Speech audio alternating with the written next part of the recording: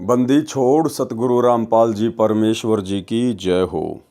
परमपिता परमात्मा सारी सृष्टि के रचनहार कुल मालिक असंख्य ब्रह्मांडों के स्वामी जगत गुरु तीनों लोकों में प्रवेश करके सबका भरण पोषण करने वाले राजाधिराज आत्माधार नाथों के नाथ देवों के देव महादेव सर्वेश्वर महेश्वर मृत्युंजय अजरो अमर आदि अनादि सनातनी प्रभु जगत पिता जगदीश्वर श्री श्री 1008 की उपाधि के वास्तविक अधिकारी अकाल मूर्त शब्द स्वरूपी राम वासुदेव सर्वगतम ब्रह्म परम पूज्य प्रथम पूज्य परम संत परम पुरुष परम धनी परम दयालु सत्य कबीर हक्का कबीर अल्लाह अकबर बाखबर अल्लाह ताला जगत के तारणहार जगत के मुक्तिदाता जगत के जगन्नाथ हारे के सहारे हिंदुओं के राम मुसलमानों के अल्लाह सिखों के वाहिगुरु ईसाइयों के मसीह दया के सागर दयानिधि करुणा के सागर करुणानिधि स्वयंभू परिभू संकट मोचन कष्ट हरण मंगल करण दुख भंजन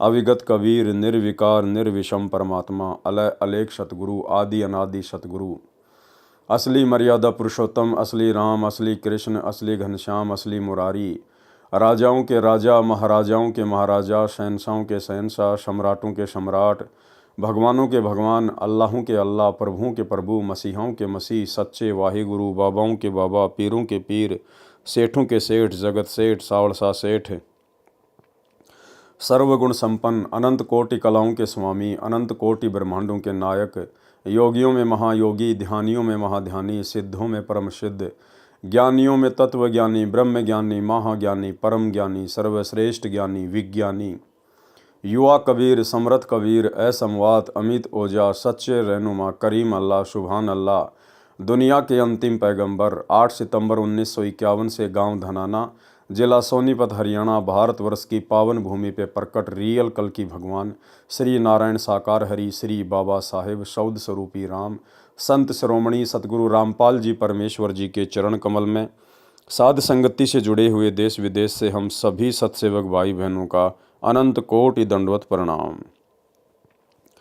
सत्साई भाई और बहनों, दया पूज्य गुरुदेव भगवान की सतगुरु रामपाल जी परमेश्वर जी की सारी सृष्टि को रचने वाले एकमात्र कल की भगवान की जिनके विशेष आशीर्वाद से शुभ आशीर्वाद से आप और हम सभी सत्सेवक भाई बहन साध संगति से जुड़कर अपनी आत्मा के कल्याणार्थ हेतु गुरुदेव के तत्व ज्ञान को आधार बनाकर दृढ़ता के साथ सतलोक की ओर मुख करके अपनी भक्ति पर लगे हुए हैं।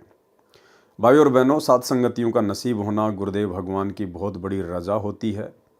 चारों युगों में केवल कलयुग की बिचली पीढ़ी में ही साध संगति गुरुदेव भगवान अपनी विशेष रजा और आशीर्वाद से शुरू करवाते हैं, क्योंकि कलयुग की बिचली पीढ़ी का यही वो समय होता है जिस समय आत्माएं गुरु को परमात्मा के रूप में हृदय और आत्मा से स्वीकार करके अपनी भक्ति को सफल कर सकती हैं।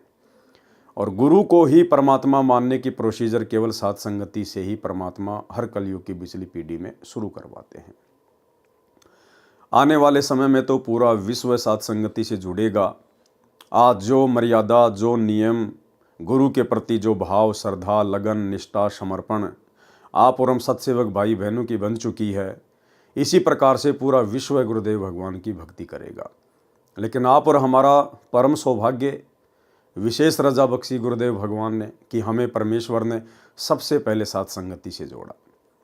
हमारा भी एक कर्तव्य बनता है, दायित्व बनता है कि हम इस अनमोल मौके को जो चांस युगों युगों के बाद नसीब होता है, हम इसको अब बिल्कुल भी ना गंवाएं। किसी भी ऐरे गहरे नथु बैरे की बातों में आकर किसी के भी गोल मटोल ज्ञान के ऊपर आकर्षित होकर हम अपना कर्म धर्म नष्ट ना करें। तो भाई और बहनों, गुरुदेव के कर कमल से लिखित पवित्र ग्रंथ कबीर सागर के सरलार्थ के ऊपर वीडियो बनाने की श्रृंखला जारी है। इसी श्रृंखला में आज हमारा ये 56 नंबर का वीडियो है। प्रत्येक वीडियो में सतगुरुदेव भगवान के आशीर्वाद से हमें कुछ न कुछ अवश्य सीखने को मिलता है, नई नई जानकारियाँ प्राप्त होती हैं, जो जानकारियाँ हमारे विश्वास को भक्ति पर दृढ़ करती हैं। तो कबीर चरित्र बोध के सारांश को लेकर वीडियो बन रहे हैं। आज उसका ये 6वां पार्ट है। आज के वीडियो में गुरुदेव भगवान ने समझाया बताया, इसमें लिखा है कि किस प्रकार से दिल्ली के बादशाह सिकंदर लोदी को जो असाध्य जलन का रोग हो गया था, जिसका उपचार समाधान कहीं से भी प्राप्त नहीं हो पा रहा था।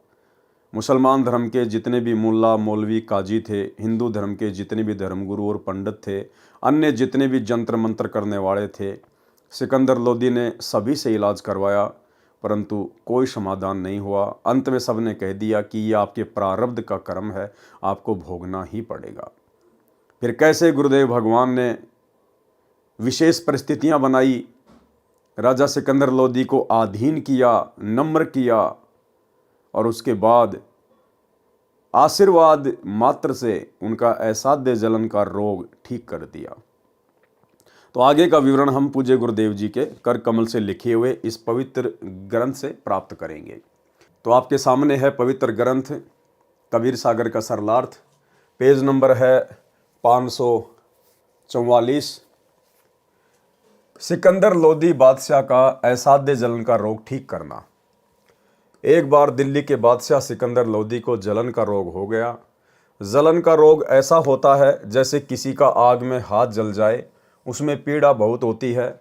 जलन के रोग में कहीं से शरीर जला दिखाई नहीं देता, परंतु पीड़ा अत्यधिक होती है, उसको जलन का रोग कहते हैं। जब प्राणी के पाप कर्म बढ़ जाते हैं तो दवाई भी व्यर्थ हो जाती है। दिल्ली के बादशाह सिकंदर लोदी के साथ भी वही हुआ। सभी प्रकार की औषधि सेवन की, बड़े बड़े वैद्य बुला लिए और मुंह बोला इनाम रख दिया कि मुझे ठीक कर दो, जो मांगोगे वही दूंगा। दुख में व्यक्ति पता नहीं क्या क्या संकल्प कर लेता है। सर्व उपाय निष्फल हुए। उसके बाद अपने धार्मिक काजी मुल्ला संतों आदि सबसे अपना आध्यात्मिक इलाज करवाया, परंतु सब असफल रहा। जब हम दुखी हो जाते हैं तो हिंदू और मुसलमान नहीं रहते, फिर तो कहीं पर भी रोग कट जाए वहीं पर चले जाते हैं। वैसे तो हिंदू कहते हैं कि मुसलमान बुरे, और मुसलमान कहते हैं हिंदू बुरे, और बीमारी हो जाए तो फिर हिंदू व मुसलमान नहीं देखते। जब कष्ट आए तब तो कोई बुरा नहीं, बुरा कोई नहीं है। जो मुसलमान बुरे हैं वे बुरे हैं, और जो हिंदू बुरे हैं वे बुरे भी हैं, और दोनों में अच्छे भी हैं। हर मजहब में अच्छे और बुरे व्यक्ति होते हैं, लेकिन हम जीव हैं, हमारी कोई जाति व्यवस्था नहीं है। हमारी जीव जाति है, हमारा धर्म मानव है, परमात्मा को पाना है। हिंदू वैद्य तथा आध्यात्मिक संत भी बुलाए, स्वयं भी उनसे जाकर मिला और सबसे आशीर्वाद व जंत्र मंत्र करवाए, परंतु सर्व चेष्टा निष्फल रही। किसी ने बताया कि काशी शहर में एक कबीर नाम का महापुरुष है, यदि वह कृपया कर दे तो आपका दुख निवारण अवश्य हो जाएगा। जब बादशाह सिकंदर लोदी ने सुना कि ये काशी के अंदर महापुरुष रहता है, तो उसको कुछ कुछ याद आया कि वह तो नहीं है जिसने गाय को भी जीवित कर दिया था। हजारों अंगरक्षकों सहित दिल्ली से काशी के लिए चल पड़ा।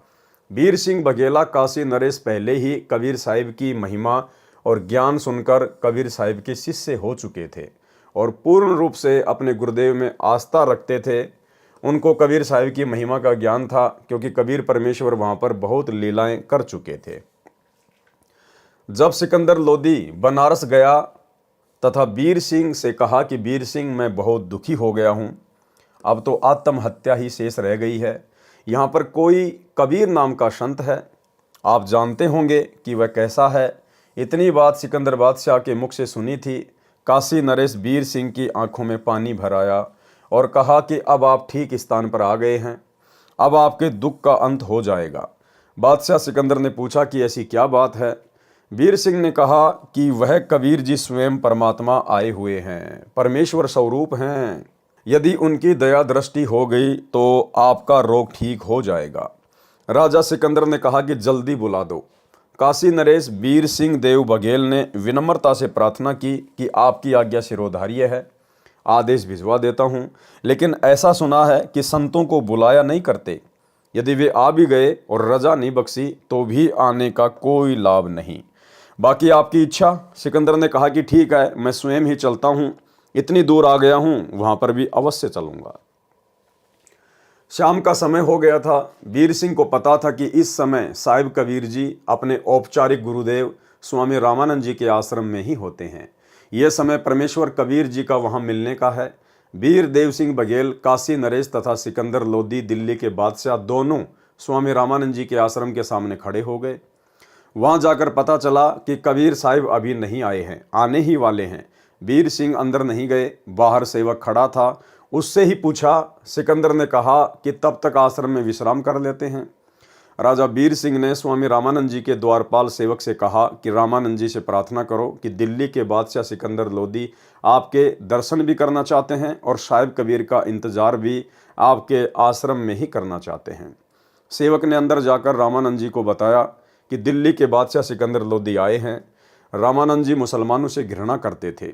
रामानंद जी ने कहा कि मैं इन मलेच्छों मुसलमानों की शक्ल भी नहीं देखता।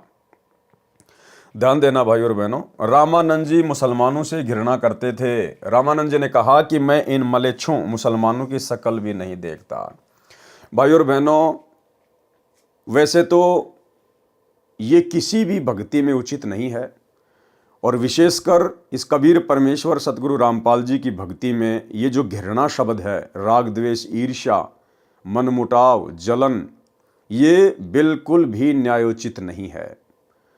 आप कितने ही वर्षों से सतगुरु की भक्ति कर रहे हैं, आपको कोई भी नाम प्राप्त है, कितना भी आपको ज्ञान हो गया है, यदि आप भगत समाज तो छोड़िए, यदि आप जगत वालों से भी घृणा करते हैं, राग द्वेष ईर्ष्या करते हैं, मनमुटाव रखते हैं, आप 7 जन्म भी सतलोक का दरवाजा देखने के योग्य नहीं हैं।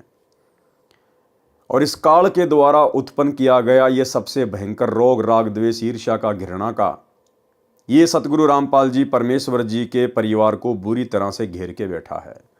सतलोक आश्रम मैनेजमेंट हरियाणा को, कोऑर्डिनेटरों को बुरी तरह से घेर कर बैठा हुआ है। बरवाला कांड 2014 के बाद से सतगुरु रामपाल जी परमेश्वर जी की संगत 2 भागों में विभाजित हो चुकी है। एक भाग जिसे साध संगति कहते हैं, जो ज्ञान को आधार बनाकर, गुरु को इष्ट मानकर और अपने घर को आश्रम बनाकर अपने गुरुदेव की गैर हाजिरी में मर्यादाओं में रहकर अपनी भक्ति कर रहा है। दूसरा भाग है सतलोक आश्रम, जिन्हें सतगुरु रामपाल जी का कलयुगी परिवार संभालता है। ये लोग ज्ञान आधार की भक्ति से कोसों दूर है, अज्ञान और पाखंड के ऊपर बैठे हुए हैं। आए दिन ज्ञान विरुद्ध हरकतें करके स्वयं भी अपने कर्म फोड़ते रहते हैं, बेचारी भोली भाली संगत के भी फुड़वाते रहते हैं। और ये सतलोक आश्रमों से जुड़े हुए बड़े बड़े कोऑर्डिनेटर, बड़े बड़े आश्रमों के संचालक, गुरुदेव का कलयुगी परिवार, ये लोग साध संगति वालों से घृणा करते हैं, राग द्वेष ईर्ष्या करते हैं। इन लोगों को जलन होती है जब हम लोग ज्ञान आधार से कोई बात करते हैं, साध संगति करते हैं, या संगत को गुरुदेव के ज्ञान आधार से समझाने की दृष्टि से वीडियो बनाकर सोशल मीडिया पर वायरल करते हैं। ये लोग घृणा करते हैं, राग द्वेष ईर्ष्या करते हैं, जो इनके पतन का सबसे बड़ा कारण है, सबसे बड़ा कारण है। ये काल की सूक्ष्म चाल है। इस चाल से ये लोग अपरिचित हैं और दिन प्रतिदिन अपने कर्म फोड़ने की दिशा में आगे बढ़ रहे हैं। इनका ये प्रयत्न कभी भी सफल नहीं होगा, सिवाय इनकी भक्ति, समय और श्वासों की बर्बादी के। इसलिए आप और हम सत्सेवक भाई बहनों ने शिक्षा लेनी है। यदि आप किसी के विचारों से सहमत नहीं हैं, तो भाई और बहनों, हमने उससे राग द्वेष ईर्ष्या नहीं करनी है, हमने उसकी निंदा चुगली नहीं करनी है, हमने उस आत्मा से घृणा नहीं करनी है। गुरुदेव भगवान ने बताया कि कोई भी व्यक्ति बुरा नहीं होता है, बुरे होते हैं उसके विचार, उसका आचरण, उसका स्वभाव। इसलिए आम समाज में भी ये कहावत है कि पाप से नफरत करनी चाहिए, पापी से नफरत नहीं करनी चाहिए। तो भाई और बहनों, आप और हमने भूलकर भी परमेश्वर की किसी भी आत्मा से राग द्वेष ईर्ष्या मनमुटाव घृणा बिल्कुल शौपन में भी नहीं करनी है। यदि हम उनके विचारों से सहमत नहीं हैं, हमारे और उनके विचार मेल नहीं खाते हैं, जैसे परमेश्वर अपनी वाणी में कहते हैं कि इष्ट मिले और मन मिले, मिले सकल सब रीत, कहे कबीर ता जाइए रे संतन की प्रीत। यदि आपके किसी से विचार मेल नहीं खाते हैं, आप खुशी खुशी उनसे दूरी बनाना शुरू कर दीजिएगा। लेकिन मनमुटाव, राग द्वेष ईर्ष्या और घृणा इस परमेश्वर की मोक्ष वाली भक्ति में कहीं भी जायज़ नहीं है। यदि आपने ऐसा किया, अंत में सिवाय धोखे के आपको कुछ भी हाथ नहीं लगेगा। तो पंडित रामानंद जी मुसलमानों से बहुत ज़्यादा राग द्वेष ईर्ष्या किया करते थे, और आगे चलकर उनको क्या सज़ा मिली, कितनी बड़ी सज़ा उनको मिली। उसी घृणा के कारण दिल्ली के बादशाह सिकंदर लोदी ने गुस्से में आकर पंडित रामानंद जी की तलवार से गर्दन अलग कर दी। लेकिन परमेश्वर तो परमेश्वर है, एक तीर से अनेकों शिकार करते हैं। परमेश्वर ने क्या क्या शिकार किए, ये अब गुरुदेव के कर कमल से लिखित पुस्तक में आगे पढ़ेंगे। रामानंद जी मुसलमानों से घृणा करते थे। रामानंद जी ने कहा कि मैं इन मलेच्छों मुसलमानों की शक्ल भी नहीं देखता, कह दो कि बाहर बैठ जाएगा। जब सिकंदर लोदी ने यह सुना तो क्रोध में भरकर, क्योंकि राजा में अहंकार बहुत होता है और वह दिल्ली का बादशाह, कहा कि ये 2 कौड़ी का महात्मा दिल्ली के बादशाह का अनादर कर सकता है तो साधारण मुसलमान के साथ ये कैसा व्यवहार करता होगा, इसको मजा चखा दूं। रामानंद जी अलग आसन पर बैठे थे। सिकंदर लोदी ने जाकर रामानंद जी की गर्दन तलवार से काट दी, वापस चल पड़ा और फिर उसको याद आया कि मैं जिस कार्य के लिए आया था और वह काम अब पूरा नहीं होगा। कहा कि वीर सिंह देख, मैं क्या जुल्म कर बैठा, मेरे बहुत बुरे दिन हैं, चाहता हूँ अच्छा करना और होता है बुरा। कबीर साहिब के गुरुदेव की हत्या कर दी, अब वे कभी भी मेरे ऊपर दया दृष्टि नहीं करेंगे, मुझे तो ये दुख भोग कर ही मरना पड़ेगा, मैं बहुत पापी जीव हूँ।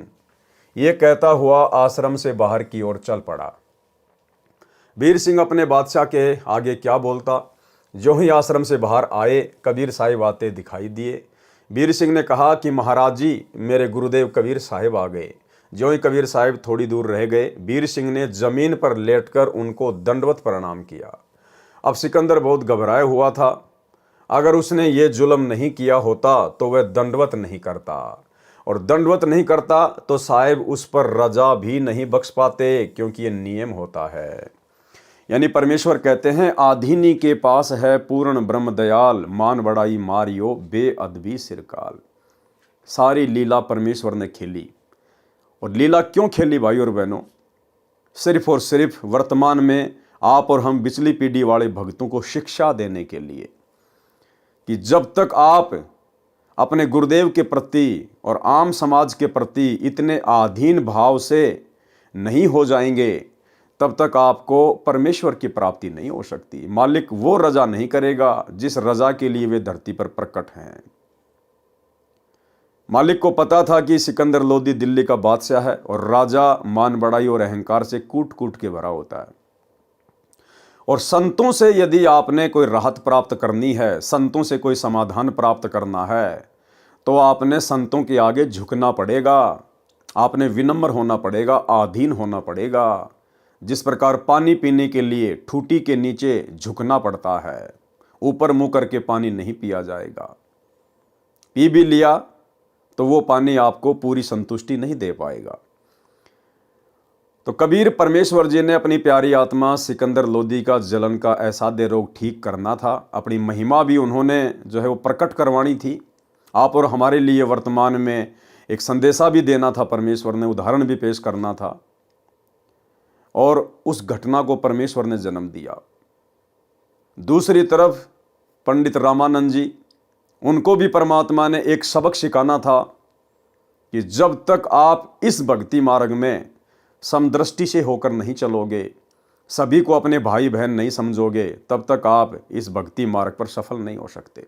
तो कबीर साहिब को जैसे ही सिकंदर लोदी ने देखा, और उसने पहले रामानंद जी की गर्दन काट दी थी, और ज़्यादा दुखी हो गया। और जैसे ही राजा वीर सिंह बघेल ने अपने गुरुदेव को मुकुट सहित दंडवत प्रणाम किया, तो राजा सिकंदर लोदी भी पीछे पीछे दंडवत प्रणाम करने के लिए जमीन पे लेट गया। अगर परमात्मा इस घटना को जन्म ना देते, राजा सिकंदर लोदी के हाथों स्वामी रामानंद जी की गर्दन ना कटवाते, राजा सिकंदर लोदी कभी भी जमीन पर लेटकर कबीर साहिब को दंडवत प्रणाम नहीं करता। और यदि वो इतना अधीन ना होता, दंडवत प्रणाम ना करता, तो परमात्मा उसके ऊपर दया नहीं बख्शते। ये नियम बताया गुरुदेव भगवान ने। कबीर साहिब आते दिखाई दिए। वीर सिंह ने कहा कि महाराज जी, मेरे गुरुदेव कबीर साहिब आ गए।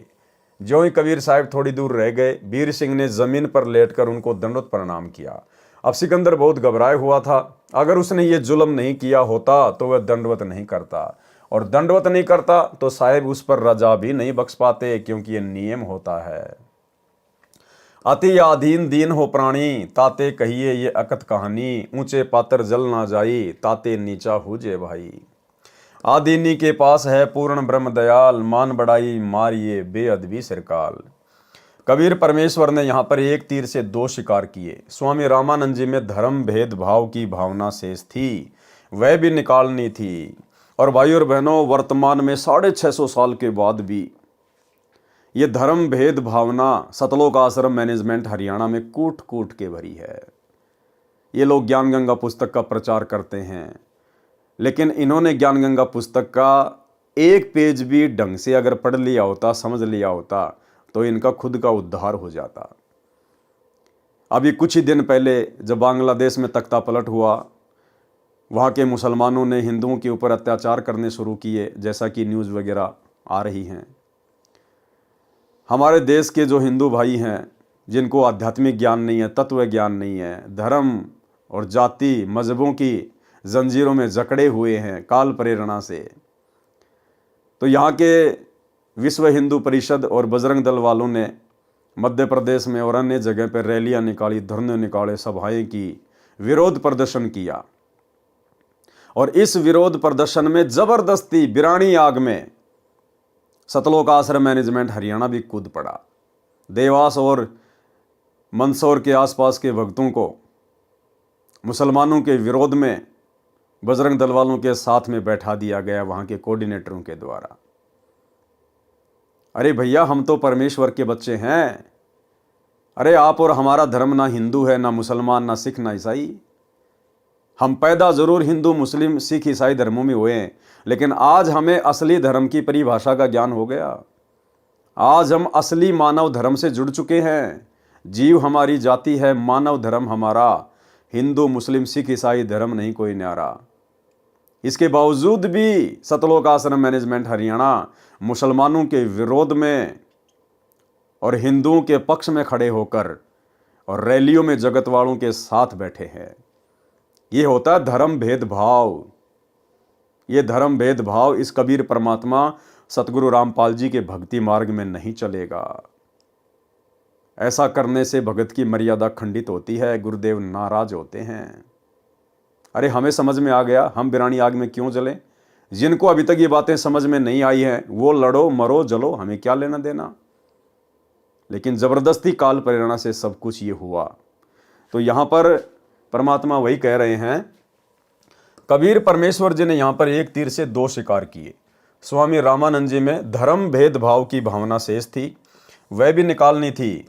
रामानंद जी मुसलमानों को हिंदुओं से अभी भी भिन्न तथा हे मानते थे। सिकंदर में अहंकार की भावना थी। यदि वह नम्र नहीं होता तो कबीर साहिब कृपया नहीं करते तथा सिकंदर स्वस्थ नहीं होता। वीर सिंह को देखकर तथा डरते हुए सिकंदर लोधी ने भी दंडवत प्रणाम किया। कबीर परमेश्वर जी ने दोनों के सिर पर हाथ रखा और कहा कि दो दो नरेश आज मुझ गरीब के पास कैसे आए हैं, मुझ गरीब को कैसे दर्शन दिए। परमेश्वर कबीर जी ने अपना हाथ उठाया भी नहीं था कि सिकंदर का जलन का रोग समाप्त हो गया। भाई और बहनों, आज भी धरती पर वही कबीर परमात्मा प्रकट है, बस पहचानने की देर है। आज भी ऐसे ऐसे ना जाने कितने असाध्य रोग इस कबीर परमेश्वर सतगुरु रामपाल जी ने नाम दीक्षा लेने से पहले मात्र अपने आशीर्वाद से ठीक किए। आशीर्वाद से। एक छोटा सा सत्संग एक हरियाणा की बहन को किस प्रकार से गुरुदेव भगवान ने मात्र अपने आशीर्वाद से स्वस्थ कर दिया, जिसका समाधान, जिसका इलाज वो कहीं भी प्राप्त नहीं कर पा रही थी। घर वाले पैसे दे दे के थक चुके थे, अंत में हार मान चुके थे। जैसे ही सतगुरु की शरण में आए, सतगुरु ने ऐसी रजा बख्शी, उसका वो असाध्य रोग छू मंत्र मात्र आशीर्वाद से। सुनिए। आज भी हम आपको ऐसे ऐसे, यहाँ पर भी कई बहन है ऐसी जो पहले बहुत तंग रहती थी। एक तो बेबे है संतोष, खड़ी हुई है एक भाई, उठ उठ शर्माओ ना। एक भी इसकी बेबे का चित्र ले तो फिल्म वाला, ये देख इसको। या मकडोली बह रखी है, छोटी मकडोली, संतोष नाम से इस बेबे का। और ये इसका देवर है भक्त सुखबीर, ये यहाँ बैठा। इसका बड़ा भाई यानी संतोष का पति जो है फौज में भर्ती है, चित्र आ जाता फिर बंद कर दिया। तो ये लड़की 8-9 वर्ष से तकलीफ थी। बैठ जा बेटी। तो कुछ भी कहो, हम तो कर्मदंड कहते हैं। डॉक्टर बीमारी बता देते हैं, शाना ओपरा बता दे।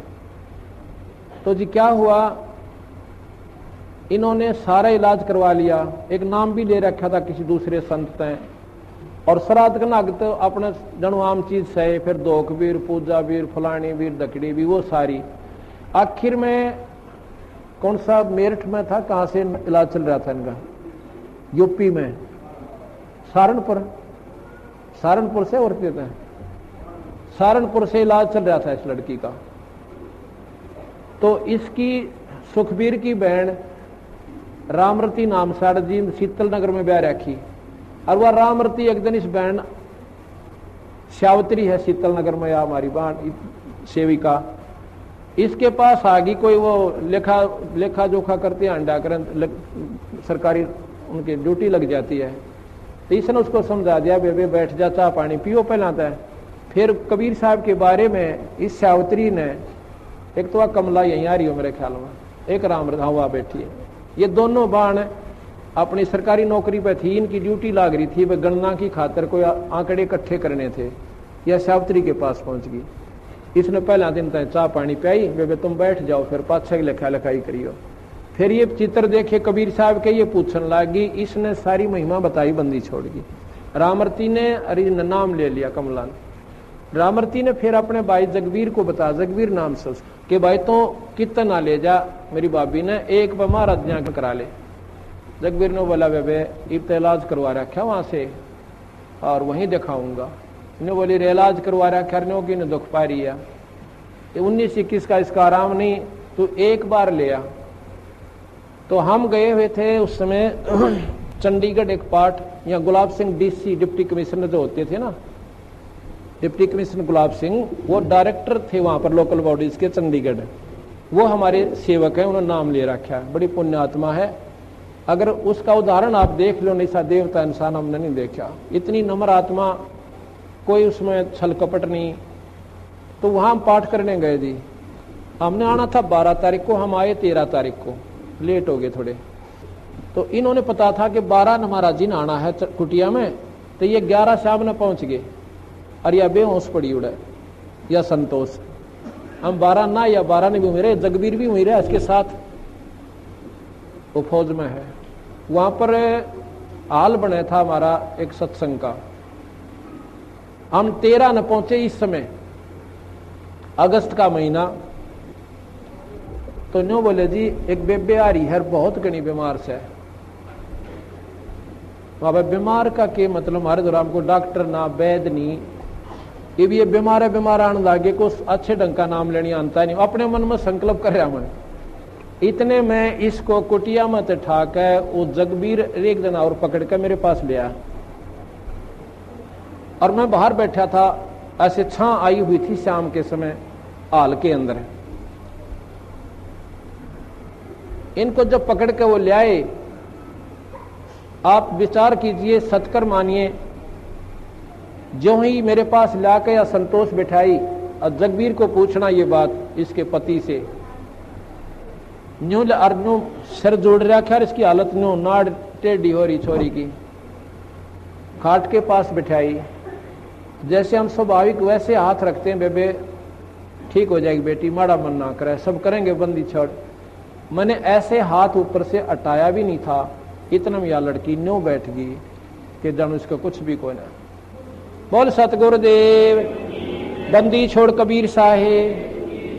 वो बोला जा बेटी सेवा करवा। वहां पर सेवा चल रही थी, सेवक थे, मिस्त्री थे, उनकी रोटी बनानी थी। छोरी ने डट कर रोटी बनवाई, सारा काम करवाया।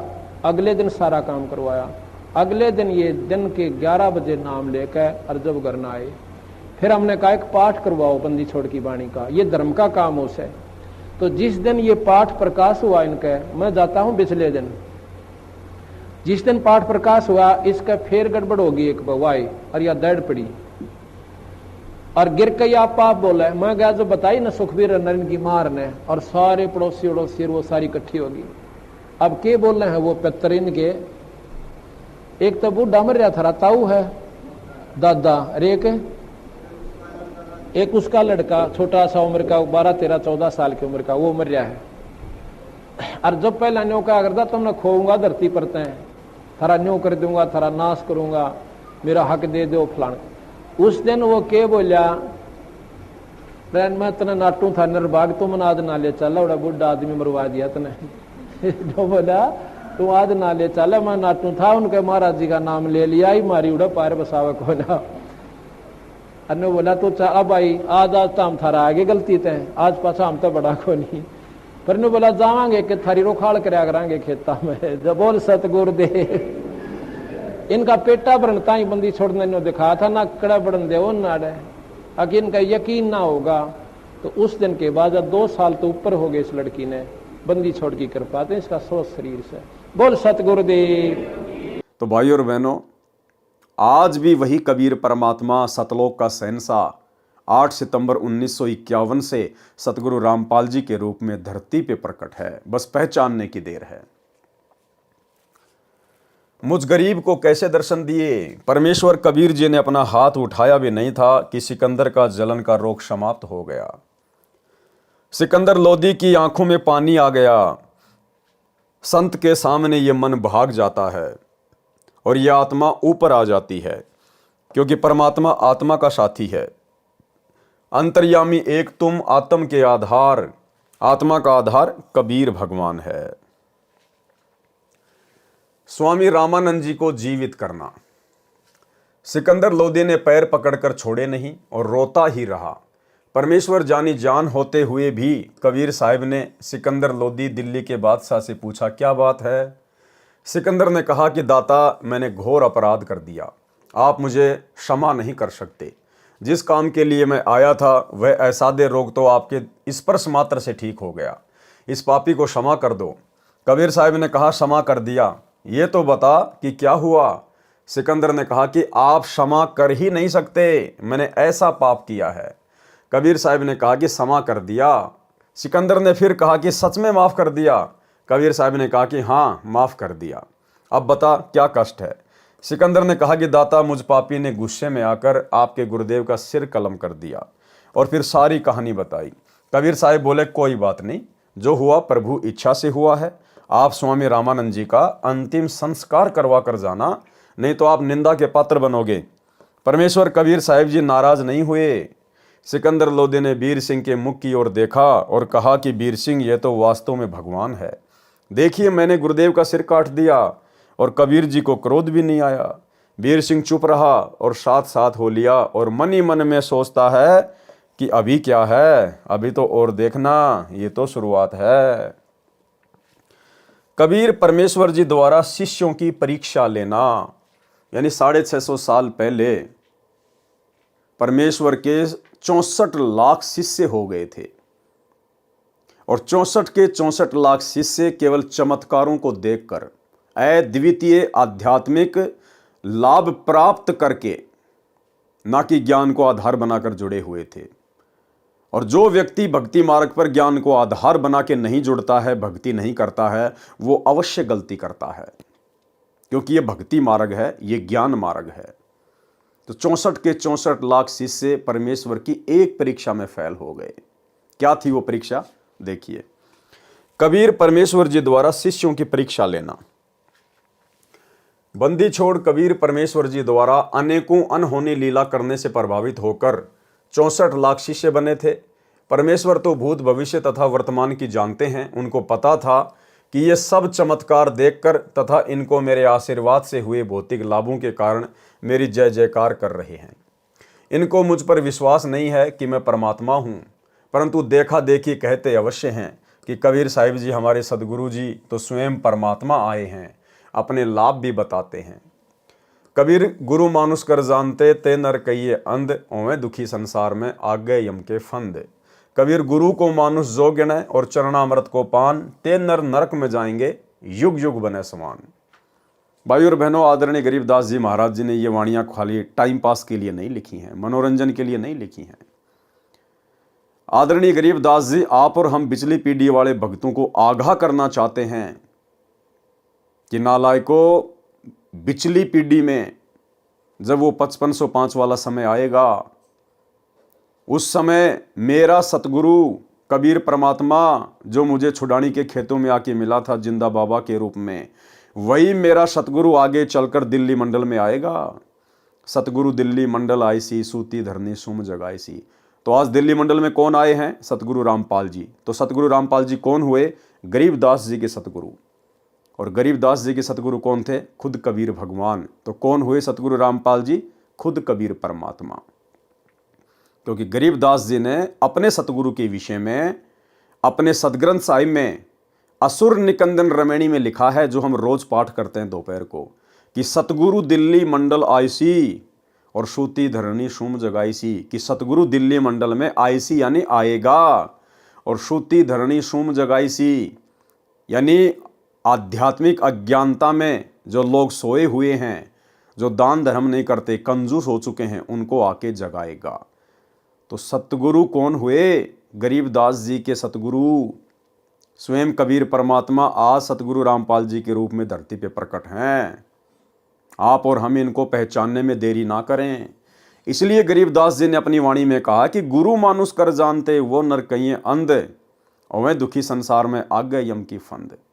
यदि आप मेरे सतगुरु को, जो कि तुम्हें भी अपनी शरण में लेगा पिछली पीढ़ी में, अगर आपने उनको एक मानुष मान लिया, माँ के गर्भ से जन्म लेकर आया हुआ गांव धनाने का रामपाल जाट मान लिया, तो गरीबदास जी कहते हैं तुम तो अंधे की श्रेणी में गिना जाओगे। वे नर कहिए अंध, और ओमें दुखी संसार में आगे यम के फांद।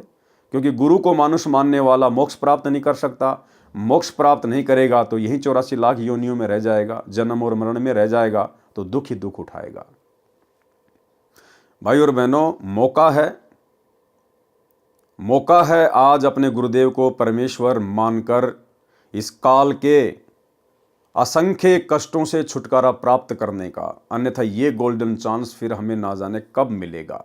मिले तो मिले, ना तो ना मिले, क्योंकि ये परमात्मा हर बार मौका नहीं देता है।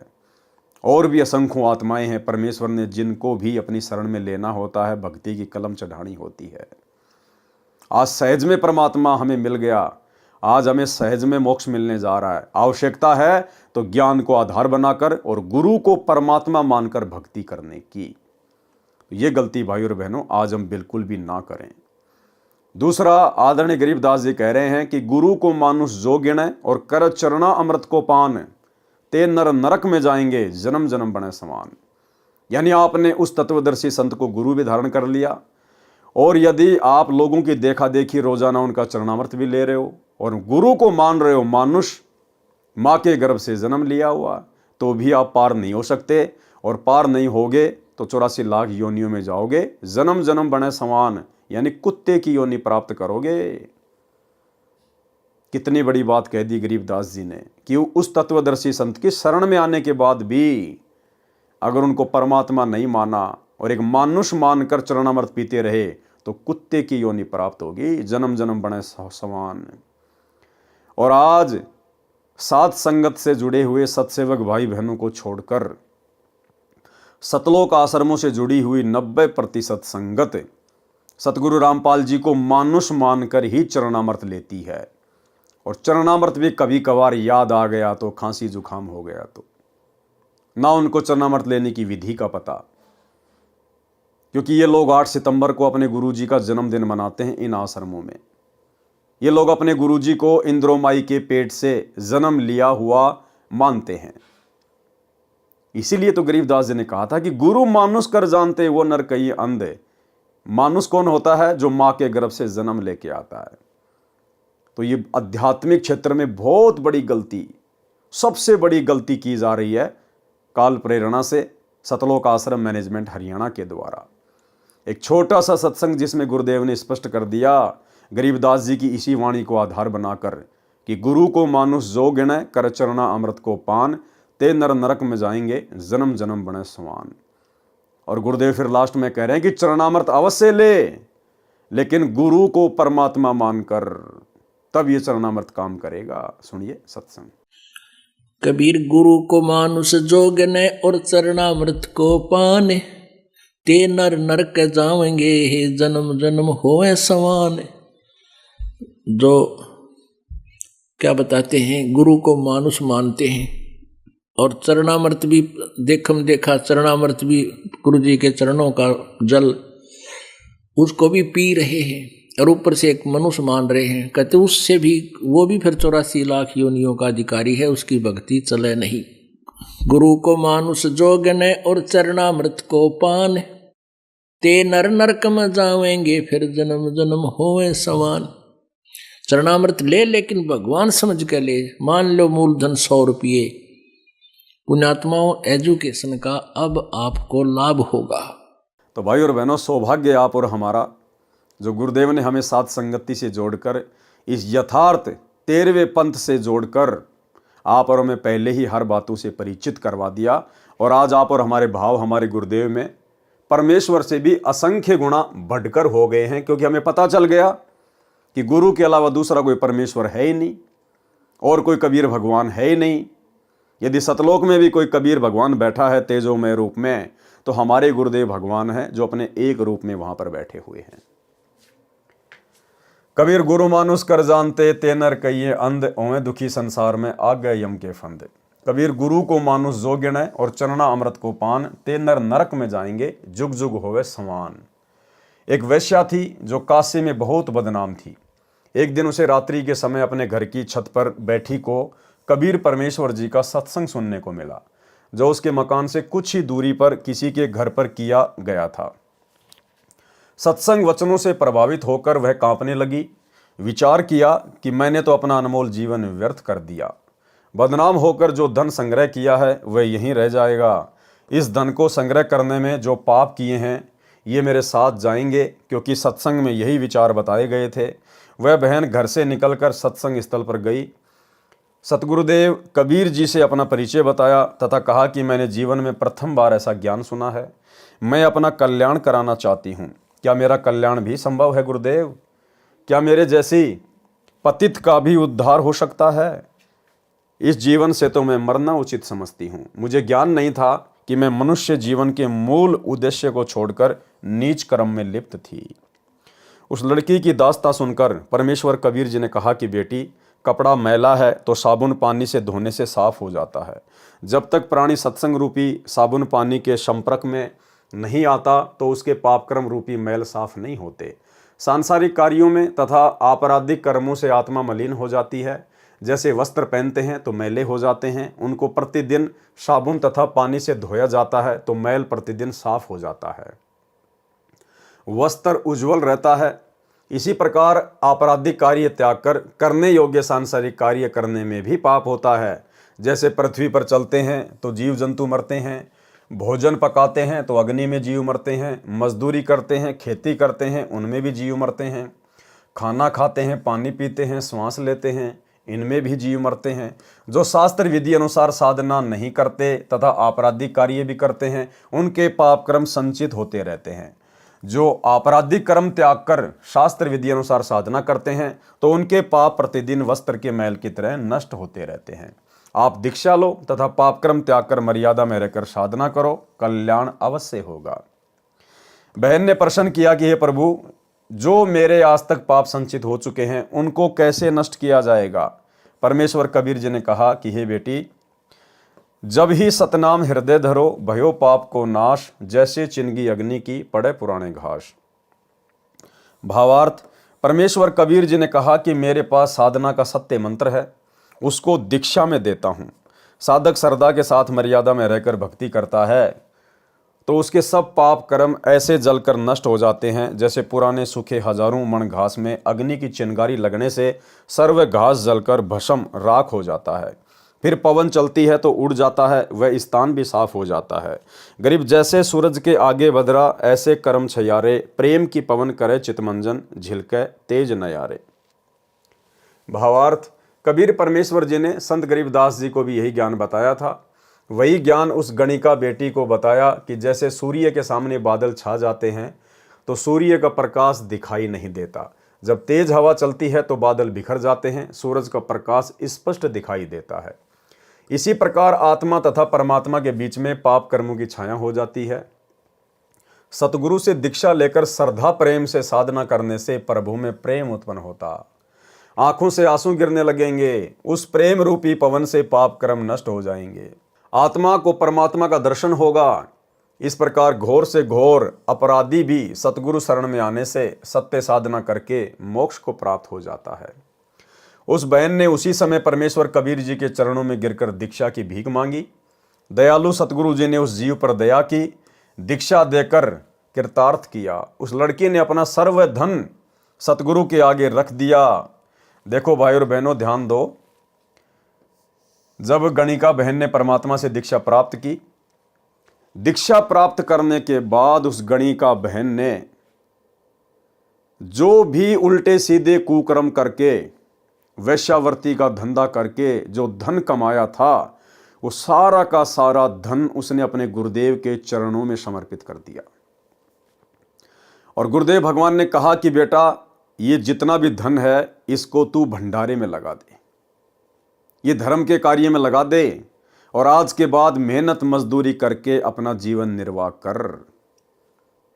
तो भाई और बहनों, आज भी वही बात है, आज भी वही भगवान है, वही नियम मर्यादा है, वही भक्ति मार्ग है।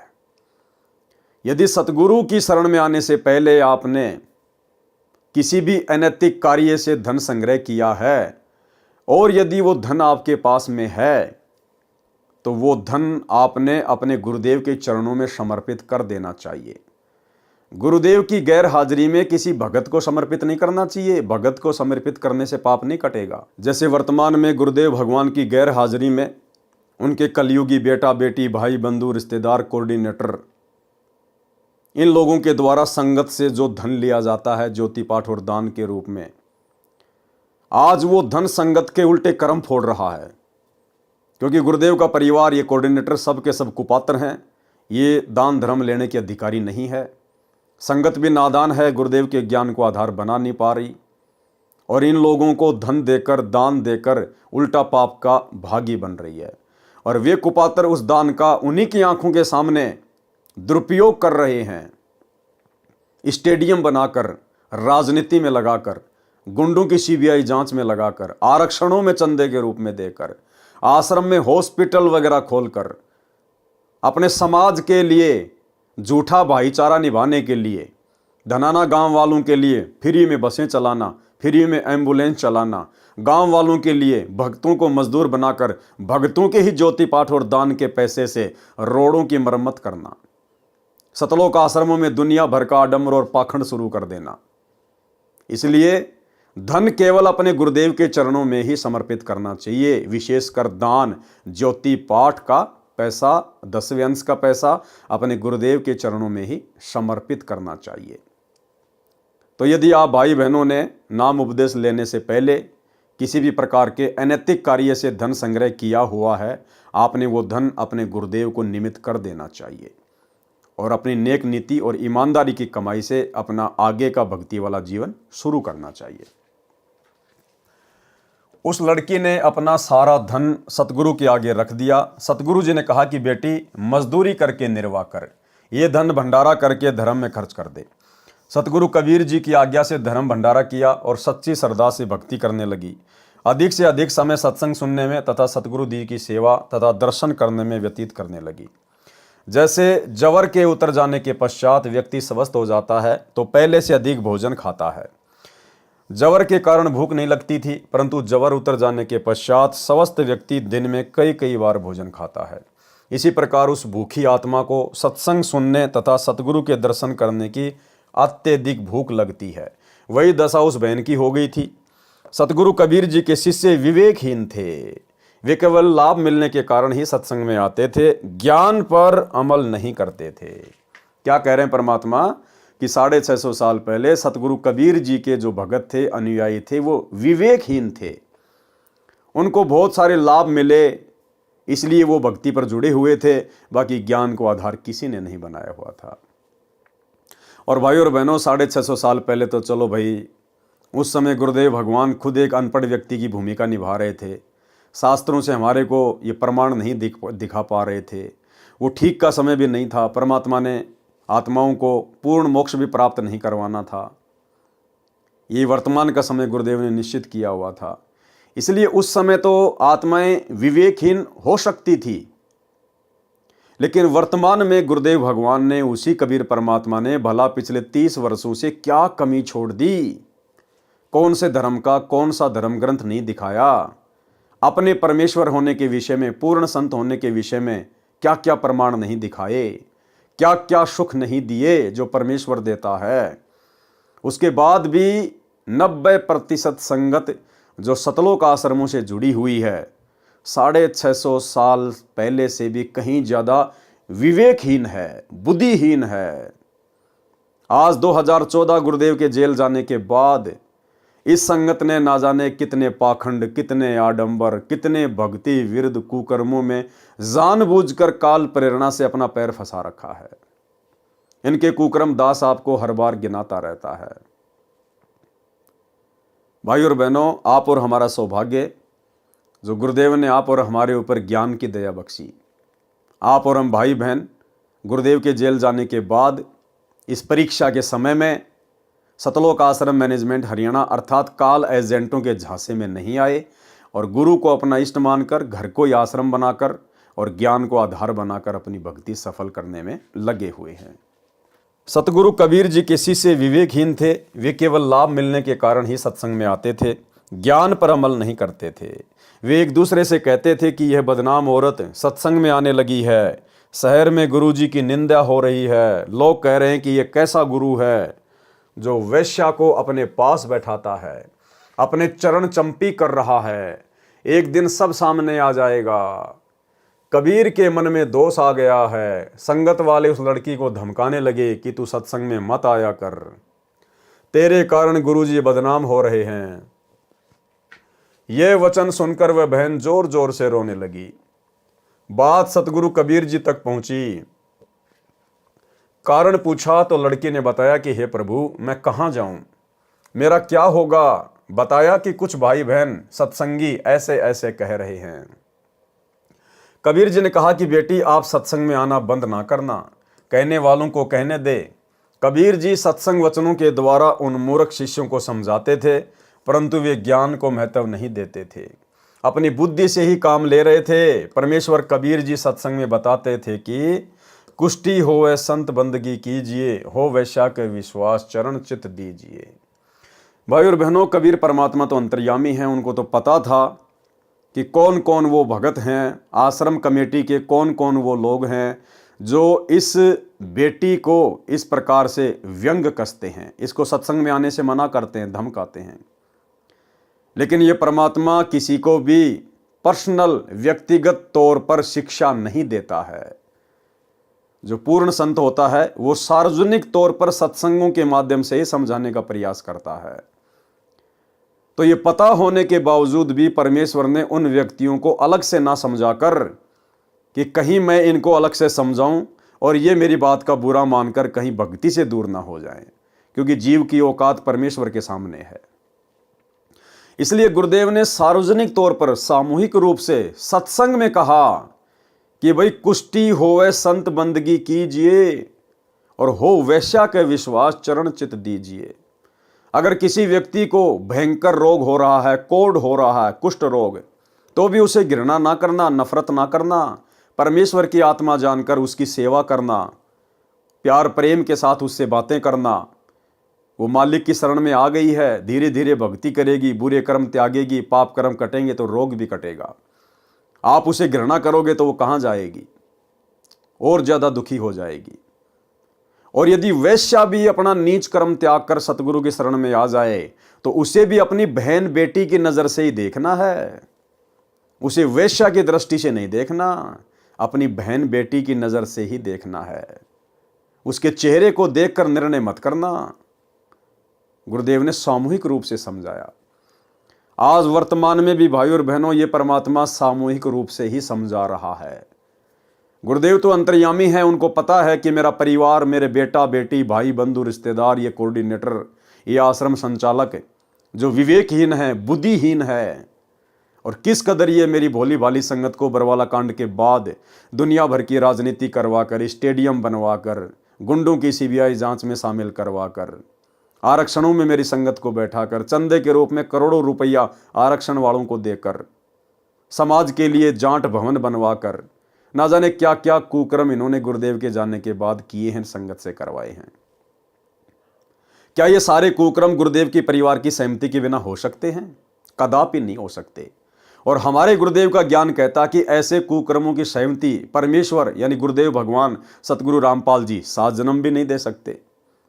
तो ये कुकर्म कौन कर रहा है? गुरुदेव का परिवार। कौन करवा रहा है? काल भगवान। इसके बावजूद भी गुरुदेव किसी का पर्सनल नाम नहीं लेते और हिसार जेल से आने वाले विशेष संदेशों में गुरुदेव सामूहिक तौर पर समझाते हैं। और गुरुदेव ने क्या कहा विशेष संदेश में? सतलोक आश्रम मैनेजमेंट हरियाणा के विषय में, आश्रम से जुड़े हुए कोऑर्डिनेटरों के विषय में। भाई और बहनों, यदि जरा भी आपके अंदर बुद्धि होगी, आप इन आश्रमों को ठोकर मारकर ज्ञान को आधार बनाकर साथ संगति से जुड़कर भक्ति करना शुरू कर देंगे। और यदि आपकी बुद्धि में पत्थर पड़े हैं तो बात अलग है। स्पष्ट कर दिया गुरुदेव ने कि अच्छे लोग तो जगत वाले भी ऐसा नहीं करते जैसा तुम भगत कर रहे हो। यानी हिसार जेल में बैठा हुआ परमात्मा सब कुछ देख रहा, वो अंतर्यामी है कि मेरी संगत तो आम जगत वाले लोगों से भी गई गुजरी हो चुकी है। मेरा परिवार तो काल की गोद में बैठा ही बैठा है, लेकिन ये संगत भी मेरे परिवार की गोद में बैठी हुई है, मेरे ज्ञान को बिल्कुल भी आधार नहीं बना रही है। तो गुरुदेव कह रहे हैं कि अच्छे व्यक्ति तो जगत वाले भी ऐसा नहीं करते जैसा तुम भगत कर रहे हो। इसका क्या अर्थ है? इसका अर्थ है कि सतगुरु रामपाल जी ने सतलोक आश्रमों से जुड़ी हुई अपनी संगत को, अपने परिवार को, बेटा बेटी, भाई बंधु, रिश्तेदारों को, कोऑर्डिनेटरों को जगत वाले लोगों से भी गिरा हुआ घोषित कर दिया है। और फिर कोऑर्डिनेटर लोग किस प्रकार से अपनी गुरु बहनों के साथ में अश्लील हरकतें कर रहे हैं, अश्लील गंदे गंदे मैसेज कर रहे हैं। बहुत सारी बातें जो गुरुदेव ने इस 4 मिनट की ऑडियो में स्पष्ट कर दी है कि वर्तमान में इस पृथ्वी पर यदि सतगुरु रामपाल जी परमेश्वर जी का सच्चा मार्ग कहीं चल रहा है तो केवल साध संगति है। अगर ज्ञान को आधार बनाकर बुद्धि विवेक के साथ गुरु को इष्ट मानकर कहीं भक्ति हो रही है तो साध संगतियों में हो रही है। बाकी आश्रम को और आश्रम वालों को गुरुदेव ने बिल्कुल रिजेक्ट कर दिया है। सुनिए 4 मिनट का छोटा सा सत्संग। विचार करना होगा कि हम कौन है, कहां से आए।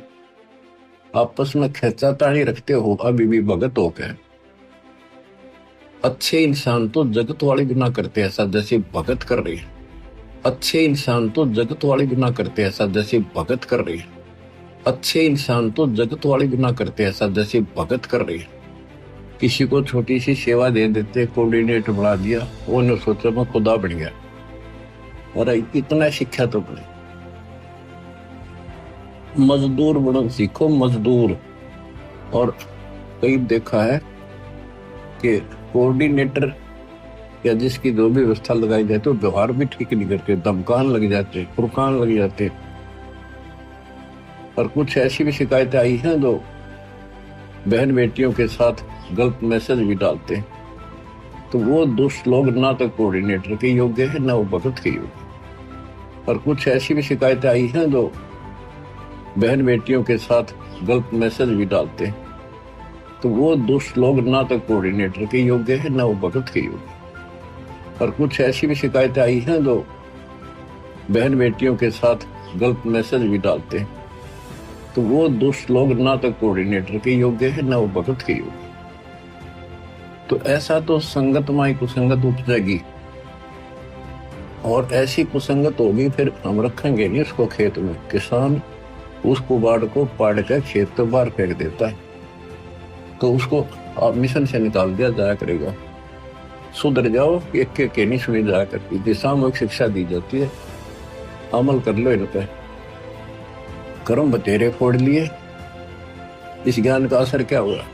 थोड़ा सा सुख होते हो फिर पक्के एजेंट काल के बन जाते हैं। बकवाद वही करनी, भगवान से दूर हो जाना। थोड़ा सा सुख होते हो फिर पक्के एजेंट काल के बन जाते हैं। बकवाद वही करनी, भगवान से दूर हो जाना। थोड़ा सा सुख होते हो फिर पक्के एजेंट काल के बन जाते हैं। बकवाद वही करनी, भगवान से दूर हो जाना। तो भाई और बहनों, समझदार को तो संकेत ही काफी है, बाकी भैंस के आगे कितना बीन बजाओ उनको असर नहीं पड़ने वाला। तो गुरुदेव कहते हैं कुष्टी हो वह संत बंदगी कीजिए, हो वैश्या के विश्वास चरण चित दीजिए। भावार्थ, यदि सत्संग में कोडी भी आता है तो उसको भी करबद्ध प्रणाम करना चाहिए। यदि वैश्या भी सत्संग में विश्वास के साथ आती है तो उसका सत्कार कीजिए। उसके चेहरे पर निगाह ना करके अपनी माता बहन की तरह देखें।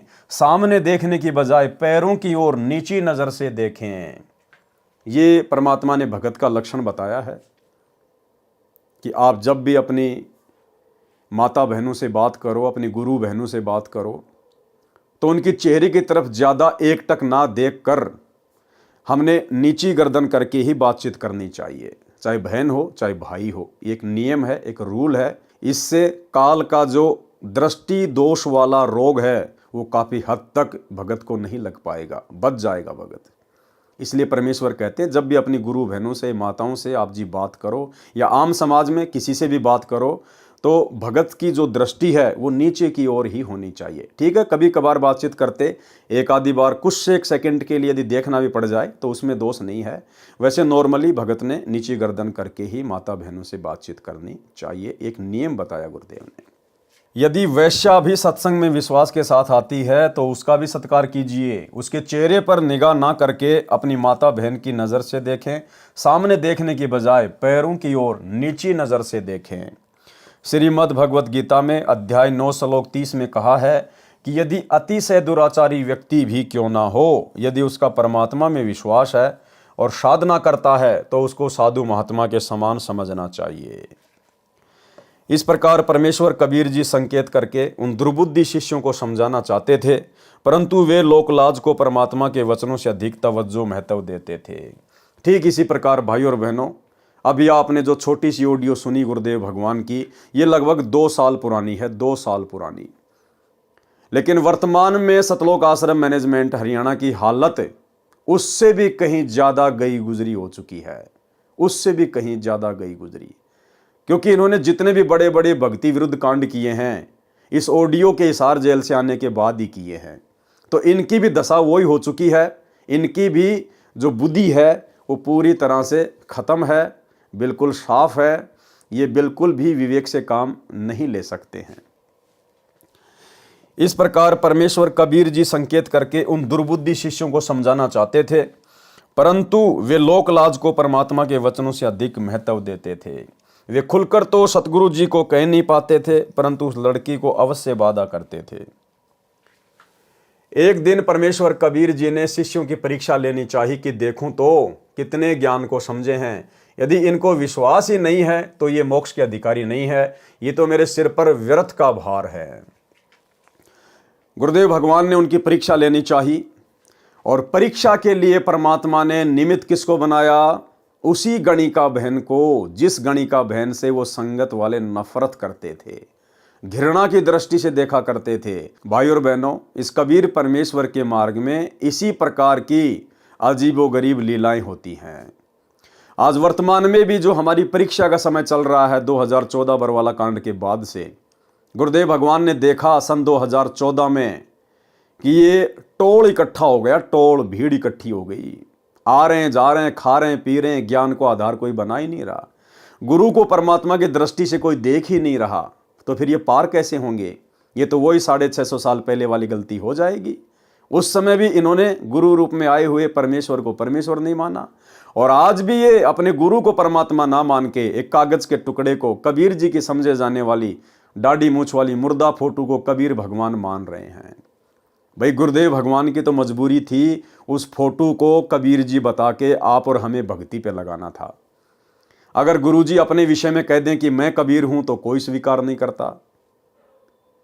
इसलिए गुरु जी ने सन 1994 से वो दाढ़ी मूछ वाली कबीर जी की फोटो सामने रख के कि ये है कबीर जी, 650 साल पहले ये आए थे, सत्संग करने शुरू किए ताकि हम उनके शरण में आए, ज्ञान को सुने। तो गुरु जी की तो मजबूरी थी, उनके लिए तो जरूरी था ये करना। लेकिन आज 30 साल के बाद आप और हमारी भला क्या मजबूरी रह गई? क्या आज भी हमें यह समझ में नहीं आया कि सतगुरु रामपाल जी कौन हैं? इसके बावजूद भी हम उसी सांप वाली लकीर को पीट रहे हैं, उसी दाढ़ी मूछ वाली कबीर जी की फोटो को, कागज के टुकड़े को, बेजुबान मुर्दा फोटो को कबीर भगवान मान के जून के महीने में कबीर प्रकट दिवस मना रहे हैं। अपने गुरु को जो कि साक्षात कबीर है, जिंदा कबीर है, इनका हम 8 सितंबर के दिन इन आश्रमों में जन्मदिन मना रहे हैं। तो परमेश्वर ने देखा कि भई ये तो आ रहे हैं, खा रहे हैं, पी रहे हैं, इस कान से सुनते हैं, इस कान से निकाल रहे हैं। गुरुदेव ने रचना रची। जिस प्रकार उस बहन से घृणा करने वाले वो कमेटी वाले लोग 650 साल पहले वाले, मालिक को पता था कि ये काल प्रेरित हो चुके हैं, काल इनके सिर पे बैठा है। इसी प्रकार से सतलोक आश्रम मैनेजमेंट हरियाणा, गुरुदेव का बेटा बेटी, भाई बंधु रिश्तेदार, इन लोगों ने भी 2010 में एक राष्ट्रीय समाज सेवा समिति नाम का काल प्रेरित संगठन खड़ा कर लिया और अपनी मनमानियां करने लगे। खुल के गुरुदेव के कोई आदेश नहीं मानेंगे। स्पष्ट इन्होंने लिखा हुआ है राष्ट्रीय समाज सेवा समिति के संविधान में, पॉइंट नंबर 12 में, जो मैं आपको पहले दिखा चुका हूं 2 बार। इस राष्ट्रीय समाज सेवा समिति के संविधान में पॉइंट नंबर 12 में लिखा हुआ है कि हम राष्ट्रीय समाज सेवा समिति वाले संत रामपाल जी से किसी भी कार्य में कोई दिशा निर्देश नहीं लेंगे। संत रामपाल जी का काम केवल शास्त्रों का अध्ययन करना, आने वाली संगत के लिए सत्संग करना और उनको नाम दीक्षा देना ही रहेगा। बाकी कार्य हम स्वयं करेंगे। संत रामपाल जी को फ्री किया जाता है। इन्होंने गुरु जी को फ्री कर दिया, गुरु जी को सेवा बांट दी कि गुरु जी का काम तो केवल सत्संग करना और शास्त्रों का पठन पाठन करना ही है, बाकी हम राष्ट्रीय समाज सेवा समिति वाले हम सब संभाल लेंगे। संभाल लिया, करवा दिया बरवाला कांड 2014। तो मालिक ने देखा कि ये मूर्खों का टोल इकट्ठा हो गया, इनमें हैं कितने मेरे भगत हैं। झटका दिया परमात्मा ने। 2014 बरवाला कांड काल प्रेरणा से, उन काल प्रेरित लोगों की मनवश हरकतों के कारण हुआ और परमेश्वर को मौका मिल गया भक्तों की छटनी करने का। और भाइयों और बहनों, परमेश्वर ने आज भी उसी प्रकार से उसी आत्मा को खड़ा किया अपनी परीक्षा के लिए। इस भीड़ की परीक्षा के लिए परमेश्वर ने उसी प्रकार से अपनी आत्मा को आज खड़ा किया, मुझ पवन दास को। जिस प्रकार 650 साल पहले परमात्मा ने उस गणिका बहन को, जिससे सब लोग नफरत किया करते थे, उसको खड़ा किया परीक्षा के लिए। ये नादान संगत उस समय भी नहीं समझी और ये नादान संगत आज भी नहीं समझ पा रही है। लेकिन ये पिछली पीढ़ी का समय है। इतनी दया तो परमात्मा ने बख्श दी कि कई हजारों की संख्या में आत्माएं इस गहरी लीला को समझकर और साध संगति से जुड़कर असीम आनंद प्राप्त कर रही है, भक्ति का विशेष आनंद प्राप्त कर रही है, सतगुरु की विशेष मेहर और दया प्राप्त कर रहे हैं। बाकी लोगों के समझ में ये लीला नहीं आ पा रही है। एक दिन परमेश्वर कबीर जी ने शिष्यों की परीक्षा लेनी चाहिए कि देखूं तो कितने ज्ञान को समझे हैं। यदि इनको विश्वास ही नहीं है तो ये मोक्ष के अधिकारी नहीं है, ये तो मेरे सिर पर व्यर्थ का भार है। ये विचार करके एक योजना बनाई। अपने परम शिष्य रविदास से कहा कि एक हाथी किराए पर लाओ। उस लड़की से कहा कि बेटी आप मेरे साथ हाथी पर बैठकर चलोगी। लड़की ने कहा जो आज्ञा गुरुदेव। अगले दिन सुबह लगभग 10 बजे हाथी के ऊपर तीनों सवार होकर काशी नगर के मुख्य बाजार में से गुजरने लगे। संत रविदास जी हाथी को चला रहे थे। लड़की रविदास जी के पीछे, कबीर जी के आगे, यानी दोनों के बीच में बैठी थी। कबीर जी ने एक बोतल में गंगा का पानी भर लिया। उस बोतल को मुख से लगाकर घूंट घूंट कर पी रहे थे। लोगों को लगा कि कबीर जी शराब पी रहे हैं। शराब के नशे में वैश्या को सरेआम बाजार में लिए घूम रहे हैं। काशी के व्यक्ति एक दूसरे को बता रहे हैं कि देखो बड़े बड़े उपदेश दिया करता कबीर जुलाहा, आज इसकी पोल पट्टी खुल गई है।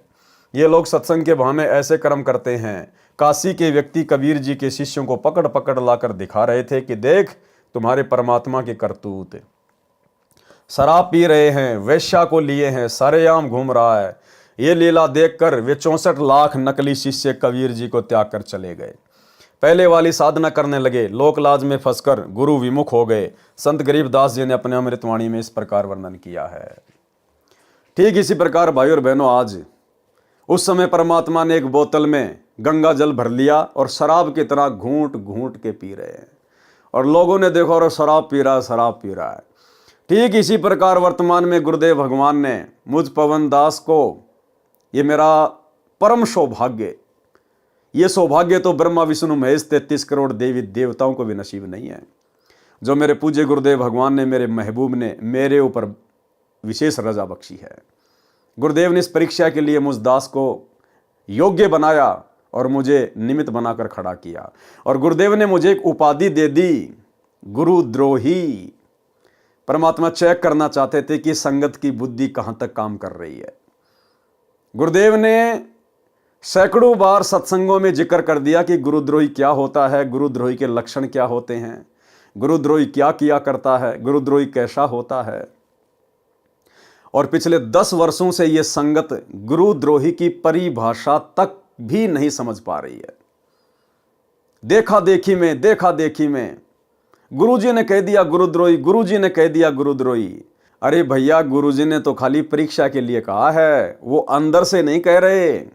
जिस प्रकार 650 साल पहले उस परमात्मा ने उस बोतल में भरे हुए गंगा जल को शराब की तरह पीने की एक्टिंग की, उसी प्रकार ये परमात्मा वर्तमान में एक्टिंग यानी लीला, ये परमात्मा वही लीला कर रहा है। मुझ पवनदास को गुरुद्रोही का तमगा दे दिया, और अपनी तरफ से नहीं दिया, अपने कलयुगी परिवार की झूठी शिकायतों के कारण। क्योंकि बाहर जब सतलोक आश्रम मैनेजमेंट हरियाणा वालों ने, इन कोऑर्डिनेटरों ने गुरुदेव के ज्ञान के विपरीत हरकतें करनी शुरू की, परमात्मा के बच्चों की मर्यादाएं तुड़वानी शुरू की, तो हम सत्सेवकों को गुरुदेव भगवान ने प्रेरणा की। हम लोगों ने संगत को आगाह करने के लिए गुरुदेव के परिवार के काले कारनामे खोलने शुरू कर दिए, इनके अज्ञान को, पाखंड को उजागर करना शुरू कर दिया गुरुदेव के सत्संगों के आधार से। ये लोग विवेकहीन हैं ही, श्रद्धाहीन हैं ही, काल एजेंट हैं। ये इस खेल को समझ नहीं पाए, और इन्होंने देखा कि हमारे धार्मिक धंधे में ये साथ संगत वाले तो रोड़ा बन के खड़े हो गए। इन्होंने शुरू में बहुत प्रयास किए, मारने के, पीटने के, धमकाने के, गालियों के। शुरू में इन्होंने फिर लेटर वगैरह निकाले गुरुदेव के नाम से, फिर ऑडियो वगैरह निकलवाई गुरुदेव को झूठी सीधी बातें कह के, उसके बाद में वीडियो कॉल निकलवाए झूठी सीधी बातें कह के। लेकिन फिर भी साथ संगतियां दिन प्रतिदिन आगे ही बढ़ती जा रही है, आगे ही बढ़ती जा रही है। तो भाई और बहनों, गुरुदेव ने तो कह दिया कि ठीक है भैया, जैसा तुम कह रहे हो कि पवनदास नाम दे रहा है, आश्रम खोल लिया, संगत को तोड़ रहा है, ये कर रहा है, वो कर रहा है, जैसी भी झूठी शिकायतें मेरे बारे में की गई, गुरुदेव ने तो उन झूठी शिकायतों के आधार से मेरे को गुरुद्रोही घोषित कर दिया कि ठीक है भाई, देखो मैं तो जेल में बैठा हूँ, मुझे क्या पता बाहर क्या हो रहा है, बाहर तुम हो और वो साथ संगत वाले, और अगर जैसा तुम कह रहे हो कि पवन ऐसा ऐसा कर रहा है, तो ऐसा काम तो भाई गुरुद्रोही कर सकता है। इस बात को गुरुदेव का आदेश बता के इन्होंने संगत में वायरल कर दिया। अब ये है भक्तों की परीक्षा। अब गुरुजी कह देंगे भैया मैं तो जेल में बैठा था, मुझे क्या पता, मेरे को तो जैसा बताया गया मैंने बोल दिया, मैंने तो जो कोऑर्डिनेटरों के बारे में मेरे को बोला गया, मैंने तो ऑडियो में उनके बारे में बोल दिया कि बाढ़ में जाओ ऐसे कोऑर्डिनेटर, वो व्यक्ति ना तो भगत के योग्य ना कोऑर्डिनेटर के योग्य। तो मेरे से तो जैसी तुम प्रार्थना लगाओगे मैं तो वैसा ही जवाब दे दूंगा। लेकिन भैया बाहर वो पवनदास भी है, सोशल मीडिया का ज़माना है, वीडियो वो भी बनाता है, और बाहर ये मैनेजमेंट वाले भी हैं। अब संगत ने देखना है भाई कौन गुरुद्रोही है और कौन गुरुमुखी है। ये परीक्षा संगत की है, और यहां नादान संगत मार खा गई। विशेष दया उन आत्माओं पे जो साथ संगति से जुड़कर इस गुप्त लीला को समझ गए, और उन्हें ये बातें ऐसी लगती हैं जैसे गुरुदेव भगवान हंसी हंसी में अपनी लीला पूरी कर रहे हैं, हंसी हंसी में। तो भाई और बहनों, आप और हमारा सौभाग्य, बाकी कर्म फोड़ने वाले दिन रात अपने कर्म फोड़ रहे हैं। तो इसी प्रकार 650 साल पहले परमात्मा ने उस बहन को निमित्त बनाया जो पहले गणिका का कार्य किया करती थी, और सारे कुकर्म त्यागने के बाद वो भगत बन गई। उसके बावजूद भी वो भगत उसको भगत नहीं मानते थे, उसको एक भगत की श्रेणी में नहीं लेते थे, उसको वेश्या की दृष्टि से ही देखा करते थे। तो 650 साल पहले वो लोग ये नहीं समझ पाए कि गुरुदेव ने सत्संगों में क्या बताया कि कुष्टी हो वह संत बंदगी कीजिए, और हो वैश्या के विश्वास चरण चित दीजिए। और वर्तमान में ये संगत ये नहीं पहचान पा रही कि गुरुद्रोही के लक्षण क्या होते हैं, गुरुद्रोही की पहचान क्या होती है। बस गुरुजी ने कह दिया, गुरुजी ने कह दिया, गुरुजी कल को कह दे रहे मेरे सर में जूते मारो, ये नालायक तो पटापट लग जाएंगे, पटापट खोपड़ी के बाल उड़ा देंगे गुरुदेव भगवान के, क्योंकि ये तो आदेशों के गुलाम है। इस परीक्षा के समय में आदेशों का गुलाम होके नहीं चलना होता, परीक्षा के समय में ज्ञान को आधार बना के चलना होता है। लेकिन ये नादान संगत नहीं समझ पाई। संत गरीबदास जी ने अपने अमृतवाणी में इस प्रकार वर्णन किया है फिर गणिका के संग चले सीसी भरी शराब, गरीबदास उस पूरी में जुल्हा भया खराब। तारी बाजी पूरी में बिष्ट जुले दी नीच, गरीबदास गणिका सजी दो संतों के बीच। गावत बैन बिलास पद गंगा जल पीवंत, गरीबदास बिहल भये मतवाले घूमंत। भड़वा भड़वा सब कहें कोई न जाने खोज, दास गरीब कबीर करम बाटत सिर का बोझ। देखो गणिका संग लई कहते कोम छतीस, गरीबदास इस झूले दी का दर्शन आन हदीस। परमात्मा कबीर जी काशी के बाजार में घूमकर वापस आ गए तथा रविदास जी हाथी वाले का हाथी देकर अपने घर चले गए। कबीर जी उस लड़की के साथ उसी के मकान में जाकर उसके चौक में बैठ गए। वह लड़की सतगुरु जी के चरणों की सेवा करने लगी। कबीर परमेश्वर जी के शिष्यों में अर्जुन तथा सरजुन नाम के शिष्य शहर से बाहर गए हुए थे। वे भी उसी दिन लौट कर आए थे। अन्य शिष्यों ने उनको सब बात बताई तो उनको विश्वास नहीं हुआ और उल्टा गुरु भाइयों से कहने लगे कि आप क्या कह रहे हो, आप परमात्मा में दोष देख रहे हो, पाप में गड़ जाओगे। एक व्यक्ति ने कहा कि चलो अपनी आंखों से देख लो। उन दोनों को वेश्या के मकान के सामने ले जाकर कहा कि देखो सामने क्या हो रहा है। अर्जुन तथा सरजुन भी विचलित हो गए। विचलित तो भाई और बहनों उसी समय हो गए थे जब उन मूर्खों ने यह कहा कि तुम्हें विश्वास नहीं है क्या, चलो हमारे साथ उस गणिका के घर पे और देख लेना क्या हो रहा है। बोला चलो। इतना कहना कि चलो उसी समय फैल। अरे क्या चलो, क्या ज्ञान सीखा, क्या ज्ञान समझा, दुनिया पता नहीं क्या कहेगी। हम दुनिया के पीछे थोड़ी चलेंगे। सतगुरु को हमने ज्ञान से समझना होता है। सतगुरु एक शब्द है, हमने शब्द की परख करनी है, परख। लेकिन अर्जुन सरजुन के द्वारा उन मूर्ख शिष्यों के कहने पर अपने गुरुदेव में दोष देखते हुए उस गणिका के घर की तरफ चलना, वो तो उसी समय फैल हो गए थे। आगे जाने के बाद की कहानी तो अलग है कि उन्होंने अपने गुरुदेव को शिक्षा दी, लेकिन पहले ही वो फैल हो चुके थे। यानी किसी के भी कहने से अपने गुरुदेव में दोष देखना, गुरुपद और मर्यादाओं से तुरंत नीचे गिरना है। वैश्या के मकान के सामने ले जाकर कहा कि देखो सामने क्या हो रहा है। अर्जुन तथा सरजुन भी विचलित हो गए। उस मकान में प्रवेश करके बिना दंडवत प्रणाम किए कहने लगे कि हे सतगुरु, आप इस बदनाम नीच औरत के घर ना बैठा करो। कबीर जी ने कहा कि हे अर्जुन तथा सरजुन, आप तो गुरु जी को शिक्षा देने लग गए, आप तो मेरे शिष्य नहीं रहे। आप तो गुरु बन गए हो। मैं कण कण में व्यापक हूँ, ऊंच तथा नीच में निवास करता हूँ। आपका शरीर भी हाड़ चाम रक्त का बना है, इस लड़की का शरीर भी उसी पदार्थ का बना है। आपको मैंने जो नाम जाप को दिया है उस पर विश्वास करके जाप करो। आपका केवल इतना कार्य है। अर्जुन सरजुन को अपनी गलती का एहसास हुआ। सतगुरु जी के चरणों में गिरकर क्षमा याचना की। परमेश्वर जी ने कहा कि अर्जुन सरजुन, आपका मोक्ष अब मेरे इस शरीर से नहीं हो सकता, क्योंकि आपको ग्लानि हो चुकी है। आप मेरे में दोष देख रहे हो, ऊपर से क्षमा याचना कर रहे हो। अपने मन का दोष सतगुरु से सुनकर रो रो कर पूछा कि हम पापियों का उद्धार कब होगा, फिर मानव जन्म पता नहीं कौन से युग में मिलेगा, फिर सतगुरु मिलन कठिन है, ये वचन कहकर चरणों में गिर गए और अपने इसी मानव शरीर में मोक्ष कराने की विनती की। भाई और बहनों, यही गलती तो वर्तमान में हो रही है। क्या कहा कबीर परमात्मा ने कि भैया अब तुम्हारा मोक्ष नहीं हो सकता, क्योंकि तुमने मेरे अंदर दोष देख लिया है, अपने जैसा मानुष मान लिया मुझे। और वही गलती इस काल ने सतलोक आश्रमों से जुड़ी हुई लाखों की संगत से 8 सितंबर के दिन सतगुरु का जन्मदिन मनवाकर करवा डाली है। अब जो आत्मा इन आश्रमों में सतगुरु का जन्मदिन मनाती हैं या मना चुकी हैं, अब आगे भाई और बहनों, यदि वो कभी सतगुरु का प्रकट दिवस मनाएंगी तो खाली देखा देखे में मनाएंगी, भीड़ को देखकर मनाएंगी, ज्ञान को आधार बनाकर नहीं। अगर ज्ञान को आधार बनाया होता तो आज वो सात संगतियों में होती। एक बार भी अपने गुरु का जन्मदिन मनाकर इतनी बड़ी महागलती ना करती। लेकिन ये लोग तो 2019 से लगातार इन आश्रमों में 8 सितंबर के दिन सतगुरु रामपाल जी का जन्मदिन मना रहे हैं। और 2019 में तो स्पेशल हिसार जेल से पीला पर्चा आ गया था सतगुरु रामपाल जी परमेश्वर जी के नाम से कि बच्चों मेरा जन्मदिन मनाओ।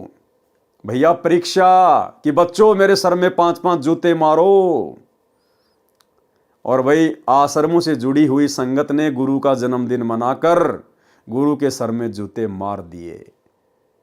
कुछ एक भगत बच गए जो साध संगति से जुड़े हुए थे, उन्होंने बुद्धि विवेक का इस्तेमाल किया और 8 सितंबर को गुरु का जन्मदिन ना मनाकर उनका प्रकट दिवस मनाना शुरू कर दिया। जिस प्रकार उस भगत ने जूता निकाला लेकिन गुरु के सिर में नहीं मारे, अपने सिर में मारे, ठीक इसी प्रकार हम सत्सेवकों ने भी 8 सितंबर को मनाया लेकिन जन्मदिन नहीं, अपने गुरु का प्रकट दिवस है। और इस परीक्षा में हम सभी भगत भाई बहन सफल हुए। भाई और बहनों, ये सूक्ष्म खेल है, ये सूक्ष्म मार्ग है, ज्ञान मार्ग है। ये परमात्मा पूरी धरती के लिए नहीं आता, पूरी पृथ्वी के प्राणियों के लिए नहीं आता। ये परमेश्वर अपनी चंद आत्माओं के लिए आता है। अगर ये परमात्मा पूरी पृथ्वी के प्राणियों को पार करने के लिए आता तो ये बात कभी ना बोलता कि गोता मारूं स्वर्ग में जा बैठूं पाताल और गरीब दास ढूंढत फिरूं अपने हीरे माणिक लाल। ये केवल हीरे माणिक लाल का व्यापारी है, कबाड़ का व्यापारी नहीं है। और हीरे माणिक लाल अपनी विशेष आत्माएं गुरुदेव ने 2014 बरवाला कांड के बाद से साध संगतियों से जोड़ दी हैं।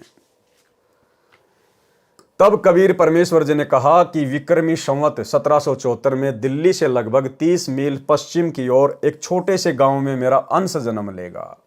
उसके द्वारा तुम्हारा कल्याण होगा। 10 वर्ष की आयु में उसको मैं सतलोक से आकर गुरु पद प्रदान करूंगा। आप उससे दीक्षा लेकर अपना कल्याण कराना।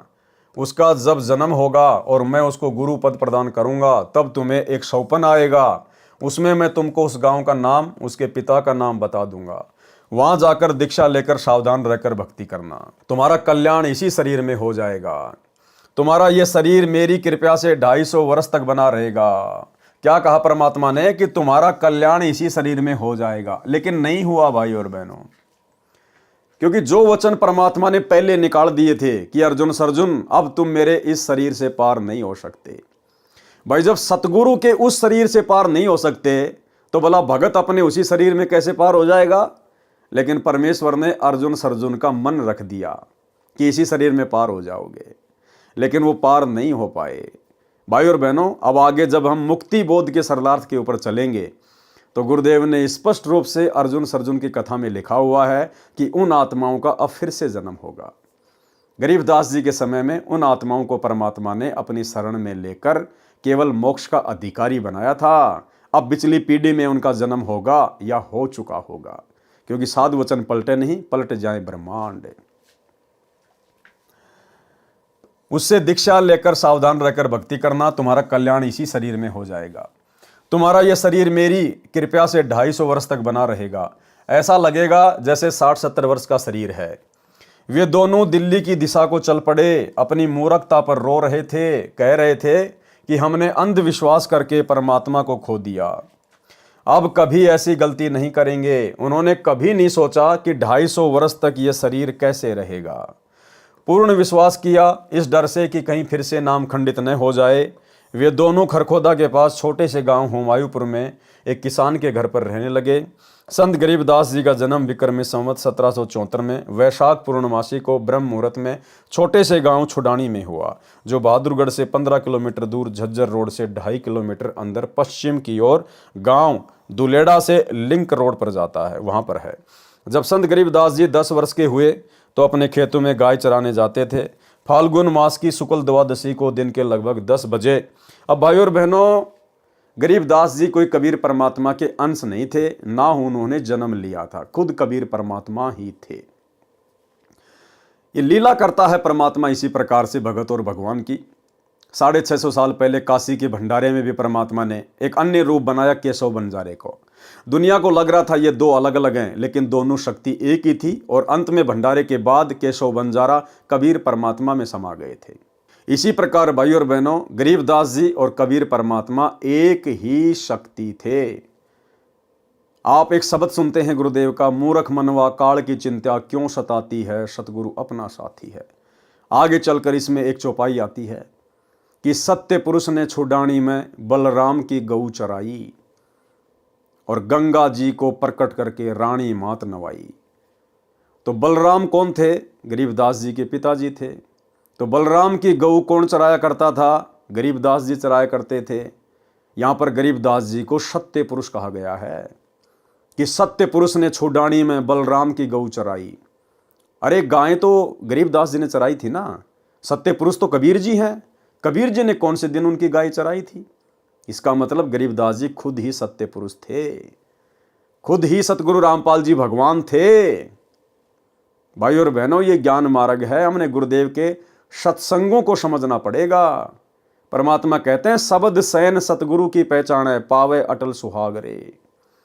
गुरुदेव सत्संग में संकेत छोड़ते हैं और संकेत जिस शिष्य को समझ में आने लग गए वो मोक्ष का अधिकारी है।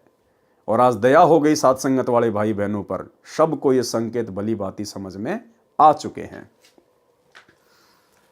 तुम्हारा कल्याण इसी शरीर में हो जाएगा। तुम्हारा यह शरीर मेरी कृपा से 250 वर्ष तक बना रहेगा। ऐसा लगेगा जैसे 60-70 वर्ष का शरीर है।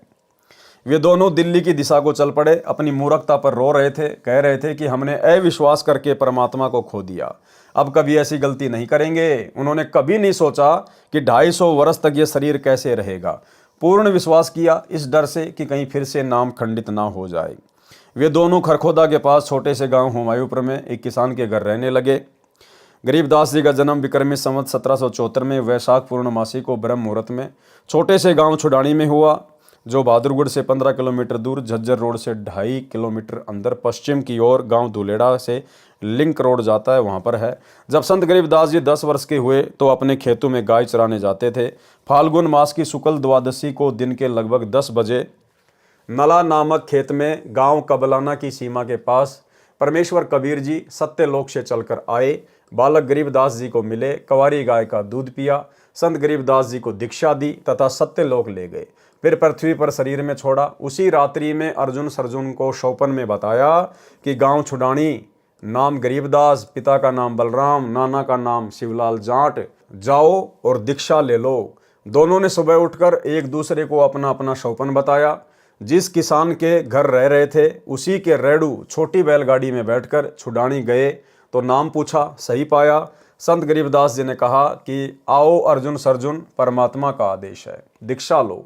उन्होंने दीक्षा ली। कुछ वर्ष छुड़ानी गांव में संत गरीबदास जी के पास रहे, फिर शरीर त्याग कर चले गए। उनका भी पुनर्जन्म होगा। अब देखो भाई और बहनों, यहां भी लिख दिया परमात्मा ने। क्या कह रहे हैं परमात्मा? उनका भी पुनर्जन्म होगा जो इस भक्ति समय में होगा। अब उनका मोक्ष होगा, अन्यथा गुरुद्रोही भी हो सकते थे, इसलिए उनको शरीर में रखकर उनकी श्रद्धा बनाए रखी। इसलिए भाई और बहनों, दास बार बार आप जियों को कहता आया है। ये प्रमाण तो दास ने देखे भी नहीं थे, ये प्रमाण तो अब निकल निकल के आ रहे हैं। परमात्मा दास को अंदर से वैसे ही प्रेरणा करते थे कि भैया अभी तक किसी का भी मोक्ष नहीं हुआ। गरीबदास जी ने अर्जुन सर्जुन का मोक्ष नहीं किया क्योंकि वो किसी का मोक्ष करने नहीं आए थे। वो खाली कबीर सागर में कबीर पंथियों ने काल प्रेरणा से जो मिलावट कर दी थी, उस मिलावट को दूर करने के लिए एक नया ग्रंथ साहिब लिखने के लिए आए थे। अरे गरीबदास जी के 2 परम शिष्य थे, बनखंडी दास और संतोष दास। जब उन्हीं का मोक्ष नहीं हुआ तो भला अर्जुन सर्जुन का कैसे मोक्ष हो जाता? मोक्ष तो अब होगा। सतयुग से लेकर कलयुग की प्रथम पीढ़ी तक जितनी भी आत्माएं, उन सब का अब परमात्मा इस कलयुग की बिचली पीढ़ी में उद्धार करेंगे। इस समय परमात्मा उनको पुनर्जन्म देंगे, फिर से उनको मौका देंगे। यदि आजीवन मर्यादा में रहेंगे, सतगुरु रामपाल जी को भगवान मानेंगे, तो भाई और बहनों मोक्ष होगा। अन्यथा जरूरी नहीं है कि वर्तमान में जन्म दे दिया तो मोक्ष हो ही जाएगा। मोक्ष के लिए तो मर्यादा जरूरी है। तो अर्जुन सर्जुन को अब परमेश्वर जन्म देंगे या दे दिया होगा, जैसे भी मालिक की मौज, लेकिन उद्धार नहीं हुआ।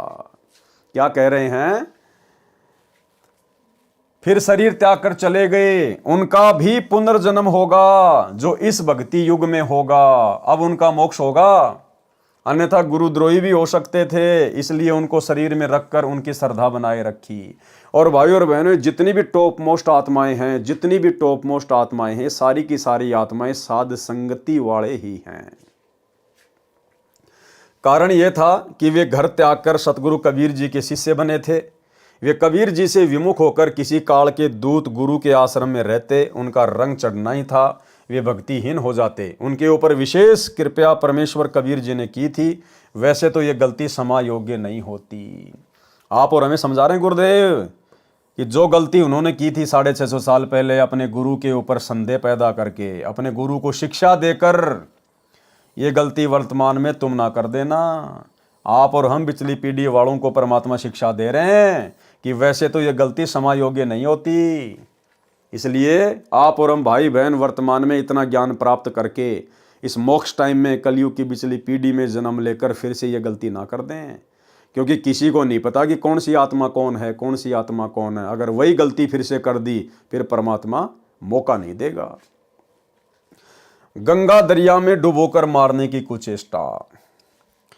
कबीर परमेश्वर जी की ये लीला देखकर काशी के लोग कहने लगी कि ये जुलाहा भ्रष्ट हो गया है, भरे बाजार में दिन के समय शराब पीकर वैश्या के साथ घूम रहा है, लोक लाज समाप्त कर दी है, हमारी बहन बेटियों का बाहर निकलना मुश्किल कर दिया है। बाप बेटी भाई बहन कैसे यह अभद्र क्रिया सहन करेंगे। चलो राजा वीर सिंह बघेल जी को शिकायत करते हैं। हजारों की संख्या में जनता राज दरबार के सामने जाकर कबीर जी को सजा दो के नारे लगाने लगी। उस दिन दिल्ली का सम्राट सिकंदर लोदी भी काशी में आया था, उस दिन राज दरबार में ही उपस्थित था। दोनों नरेश बाहर आए, जनता की शिकायत सुनी तो सिकंदर राजा क्रोधित होकर बोला कि कबीर को बुला कर लाओ। परमात्मा को सिपाही पकड़ कर लाए। अब ये होती है भाइयों बहनों हरामखोरी, ये होती है काल प्रेरणा। जिस कबीर परमेश्वर ने सिकंदर लोदी का ऐसादे जलन का रोग ठीक किया, सिकंदर लोदी को अपना शिष्य बनाया, उसकी आंखों के सामने अद्भुत चमत्कार किए, लेकिन परमात्मा कहते हैं बिना ज्ञान के व्यक्ति राज पद प्राप्त करके और अहंकार में सड़ जाता है। और जनता के दबाव में आकर कि जनता कबीर जी के प्रति आक्रोश में है, और यदि जनता की बात नहीं मानी, कहीं मेरा राज ना चला जाए, जनता बगावत ना कर दे, और नालायक ने सारी हदें पार कर दी। अपने गुरु को पकड़ने के लिए सिपाही भेज दिए। राजा सिकंदर ने कहा, संत गरीबदास जी की वाणी, कहो कबीर ये क्या किया गणिका लीनी संग, गरीबदास साहा कहे पड़या भक्ति में भंग। सिकंदर लोदी शिक्षा दे रहा कि कबीर तूने ये क्या कर दिया। अपने गुरु को दंडवत भी नहीं किया, क्योंकि सामने जनता खड़ी थी, लोकलाज में आ गया, और अपने गुरु को सबके सामने शिक्षा दे रहा है कि कहो कबीर ये क्या किया, तेरी तो भक्ति में, तेरे तो भजन में भंग पड़ गया, ऐसा कर्म तूने क्यों कर दिया। कहो कबीर ये क्या किया गणिका लीनी संग, गरीबदास सहा कहे पड़या भक्ति में भंग। कहे कबीर साह से सुनो अर्ज आवाज, गरीबदास वह राक्षसी जिनियो साजा साज। कि भाई मैं तो उस परमात्मा के आश्रय हूँ जिसने ये पूरी सृष्टि रची है, जिसने सारा साज बनाया है, हमारी रखवाली वो करेगा भाई। भावार्थ, सिकंदर राजा ने कहा कि हे कबीर जी ये क्या गलती कर दी, आपकी भक्ति में विघ्न पड़ गया है, आपने वैश्या को साथ लेकर महान गलती की है। कबीर जी ने कहा कि हे बादशाह मेरी अर्ज सुनो, मेरी तथा मेरी भक्ति की रक्षा भी वही करेगा जिसने ये कर्म मेरे से करवाया है, जिसने सर्व सृष्टि की रचना की है। सा सिकंदर को सुनी बिष्ट हुए दो संत, गरीबदास चारों वरण उठी लागे सब पंथ। सब विरोध में आ गए परमात्मा के। चारी वर्ण सट आश्रम दोनों दिन खुशहाल, गरीबदास हिंदू तुरक पड़या शहर गली जाल। सा सिकंदर कह गए सुनी कबले अरदास, गरीबदास तलवा हुई पकड़े दोनों दास। कहो कबीर यो क्या किया गणकालीनी संग, गरीबदास भूले भक्ति पड़ा भजन में भंग। सुनो सिकंदर बादशाह हमारी अर्ज आवाज, गरीबदास व राक्षी जिनियो साजा साज। सिकंदर लोदी ने जनता को शांत करने के लिए अपने प्राणदाता का भी अनादर किया। अपने हाथों से कबीर जी के हाथों में हथकड़ियां लगाई, पैरों में बेड़ी तथा गले में तोक लोहे की भारी बेल डाली और आदेश दिया कि जनता की इच्छानुसार नौका में बैठाकर गंगा दरिया के बीच में डालकर डुबो कर मार दो। देखो भाई और बहनों, हम ऐसे नीच थे, ऐसे हम कृतघ्नी थे। और यदि आज संगत में ऐसा कोई महादुखी व्यक्ति आता है, भयंकर रोगी आता है और नाम ले लिया, भक्ति भी कर रहा है, लेकिन फिर भी इतना जल्दी आराम नहीं मिल रहा, दुखी ज़्यादा है, तो कहता है भक्ति से क्या फ़ायदा हो रहा है, मैंने तो इतने दिन हो गए नाम लिए हुए, इतने पाठ करा दिए, इतने साल हो गए, मेरे तो कोई विशेष लाभ है नहीं। अब उस नालायक आत्मा को कौन बताए कि ऐसे ऐसे कुकर्म कर रखे हमने, ऐसे ऐसे कुकर्म। क्या पता नालायक तू ही था वो राजा सिकंदर लोदी। शुक्र मना कि भगवान ने तेरे को, जो तूने इतना भयंकर कुकर्म किया अपने गुरु के साथ, परमात्मा के साथ, फिर भी दयालु भगवान ने तेरे को मनुष्य जन्म दे दिया और अपनी शरण में लेकर तेरे उस 650 साल पहले वाले भयंकर कुकर्म को, उस अपराध को परमात्मा धीरे धीरे मिटा रहा है। और तू कह रहा कि क्या फ़ायदा हो रहा है। तो भाई और बहनों, इस ज्ञान को समझने के बाद, ये गुरु समझ में आने के बाद, हम चाहे सुख में रहें चाहे दुख में रहें, हमने परमात्मा की महिमा ही करनी है, गुणगान ही करना है। धीरे धीरे रे मनवा धीरे सब कुछ होए, माली सींचे 100 घड़ा समय आए फल होए। क्या पता हम क्या क्या कुबद करके, कितने भयंकर अपराध करके आप और हम इस कलयुग की बिचली पीढ़ी तक आए हैं। तो कहते हैं तेल तो तिलों से निकलेगा। तो धीरे धीरे परमात्मा हमारे अपराध, हमारे पाप कर्म इस भक्ति से, अपने आशीर्वाद से धीरे धीरे ही समाप्त करेंगे। ये उनकी प्रोसीजर है। राजा की आज्ञा मिलते ही सिपाही तथा जनता के कुछ व्यक्ति कबीर जी को नौका में बैठाकर गंगा दरिया के मध्य ले जाकर उठाकर दरिया के जल में फेंक दिया। गंगा दरिया में अथाह जल था। कबीर परमेश्वर जी की हथकड़ी, बेड़ी तथा गले की तोक अपने आप टूट गई। कबीर परमेश्वर जी जल के ऊपर सुखासन आलती पालती लगाकर बैठे रहे, जल में डूबे नहीं। ये अचरज देखकर भी उन मूर्खों ने परमेश्वर को नहीं समझा। उनके साथ राजा सिकंदर का धार्मिक पीर शेख तकी भी था, जिसने ये मोर्चा संभाल रखा था। उसने कहा कि यह कबीर जंत्र मंत्र जानता है, इसने जल को बांध दिया है, इसलिए नहीं डूब रहा है, इसको नौका में बैठाकर किनारे लाओ। ऐसा ही किया गया। शेख तकी ने कहा कि इसके शरीर के साथ भारी पत्थर बांधकर पुनः गंगा के मध्य ले जाकर जल में फेंक दो। ऐसा ही किया गया। इस बार भी सब पत्थर बंधन मुक्त होकर जल में डूब गए, परंतु परमेश्वर कबीर जी जल के ऊपर सुखासन लगाए बैठे रहे। नीचे से गंगा जल की लहरें बह रही थी, परमेश्वर आराम से जल के ऊपर बैठे थे। भाई और बहनों, परमात्मा वही है, कोई अंतर नहीं है, कोई भेद नहीं है। सतगुरु रामपाल जी स्वयं वही कबीर भगवान है, जिनके साथ हम नीचों ने ऐसी ऐसी घटनाओं को अंजाम दिया था। लेकिन उस समय परमेश्वर ने सार्वजनिक तौर पर चमत्कार करने थे, क्योंकि परमेश्वर ने अपनी महिमा को प्रकट करना था कि परमात्मा क्या होता है, परमात्मा क्या कर सकता है, ताकि हम बिचली पीढ़ी वाले अपने भगवान को पहचान लें उनकी महिमा से, और अन्य असमर्थ 3 लोक के भगवानों की जो झूठी महिमा बनी हुई थी, हम उसको पहचान सकें। वर्तमान में परमात्मा ने ये सब कुछ चमत्कार सार्वजनिक तौर पे नहीं करने हैं, क्योंकि वर्तमान का समय मोक्ष का समय है। परमात्मा ने ज्ञान को आधार बनाकर ही हमें सतलोक लेकर जाना है। गुप्त रूप में परमात्मा उससे भी बड़े बड़े चमत्कार अपने भक्तों के साथ में कर रहे हैं। कोडी को काया, बांझ को बेटा, निर्धन को माया, जिनकी सांसें समाप्त हो चुकी थी, उनको परमेश्वर ने ना जाने कितनों को नया जीवन दान दिया, जो आज भक्ति कर रहे हैं। क्योंकि आज ये मोक्ष का प्राइम टाइम है, आत्मा को तैयार करना है। परमात्मा ने चमत्कार बहुत दिखा दिए परमेश्वर ने। वर्तमान में सर्व के समक्ष चमत्कार नहीं करेगा, गुप्त रूप में खेल खेलेगा। और जो कुकृत्य आप और हम ही ने अपने परमात्मा के साथ 650 साल पहले किए थे, आज तो उससे भी कहीं ज़्यादा दुख और तकलीफ़ें ये नादान दुनिया अपने परमेश्वर को ना पहचान कर उनको दे रही है। लेकिन भाई और बहनों, ये वही परमात्मा है। ना इन्होंने 650 साल पहले किसी को कोई श्राप दिया, कोई बद्दुआ दी, और ना वर्तमान में उन्होंने किसी को कोई श्राप दिया, कोई बद्दुआ दी। किसको बद्दुआ दें? हम सब उन्हीं के तो बच्चे हैं।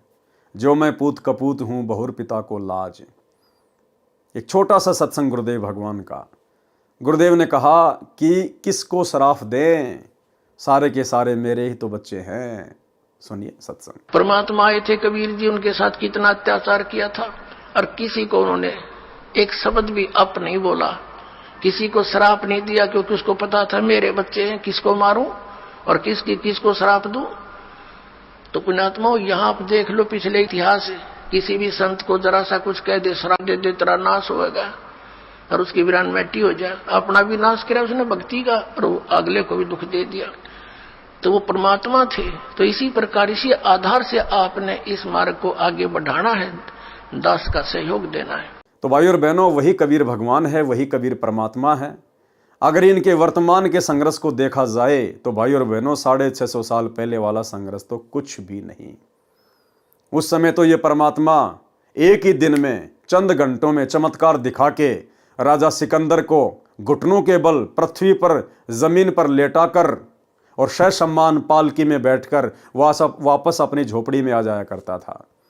लेकिन वर्तमान में परमात्मा ऐसा नहीं कर रहा है, और पिछले 10 वर्षों से भगवान हिसार की छोटी जेल में बैठा हुआ है। पिछले 10 वर्षों से।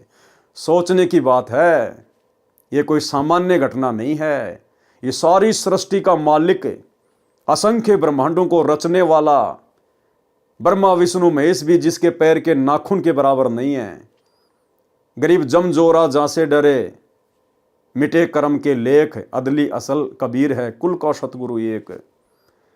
ऐसा समर्थ भगवान, जाके अर्ध रूम पर शकल पसारा, ऐसा पूर्ण ब्रह्म हमारा। गरीब ऐसा सतगुरु हम मिल्या, बेपरवाह अबंध, परम हंस पूर्ण पुरुष, रोम रोम रवि चंद। ऐसा समर्थ भगवान, और 10 साल से जेल में एक आम व्यक्ति की भांति, एक आम संत की भांति बैठा हुआ है। किसी को महसूस भी नहीं होने दे रहा, चेहरे पे कोई शिकन भी नहीं, किसी को कोई बद्दुआ या शराब भी नहीं। तो परमात्मा नहीं तो और क्या है? यदि ज्ञान आधार से समझ लिया तो हमारा भला है, अन्यथा आने वाले 2028 युग परिवर्तन वाले विनाशकारी समय में तो भाई बच्चा बच्चा इनको परमात्मा मानेगा, अपना बाप मानेगा, क्योंकि उस समय जीवन रक्षा का और कोई साधन दुनिया को दिखाई नहीं देगा। तो वही परमात्मा आज भी धरती पर प्रकट है। परमेश्वर आराम से जल के ऊपर बैठे थे। शेख तकी ने कहा कि सब उपस्थित जनता कबीर को पत्थर मार डालो। ऐसा ही किया गया।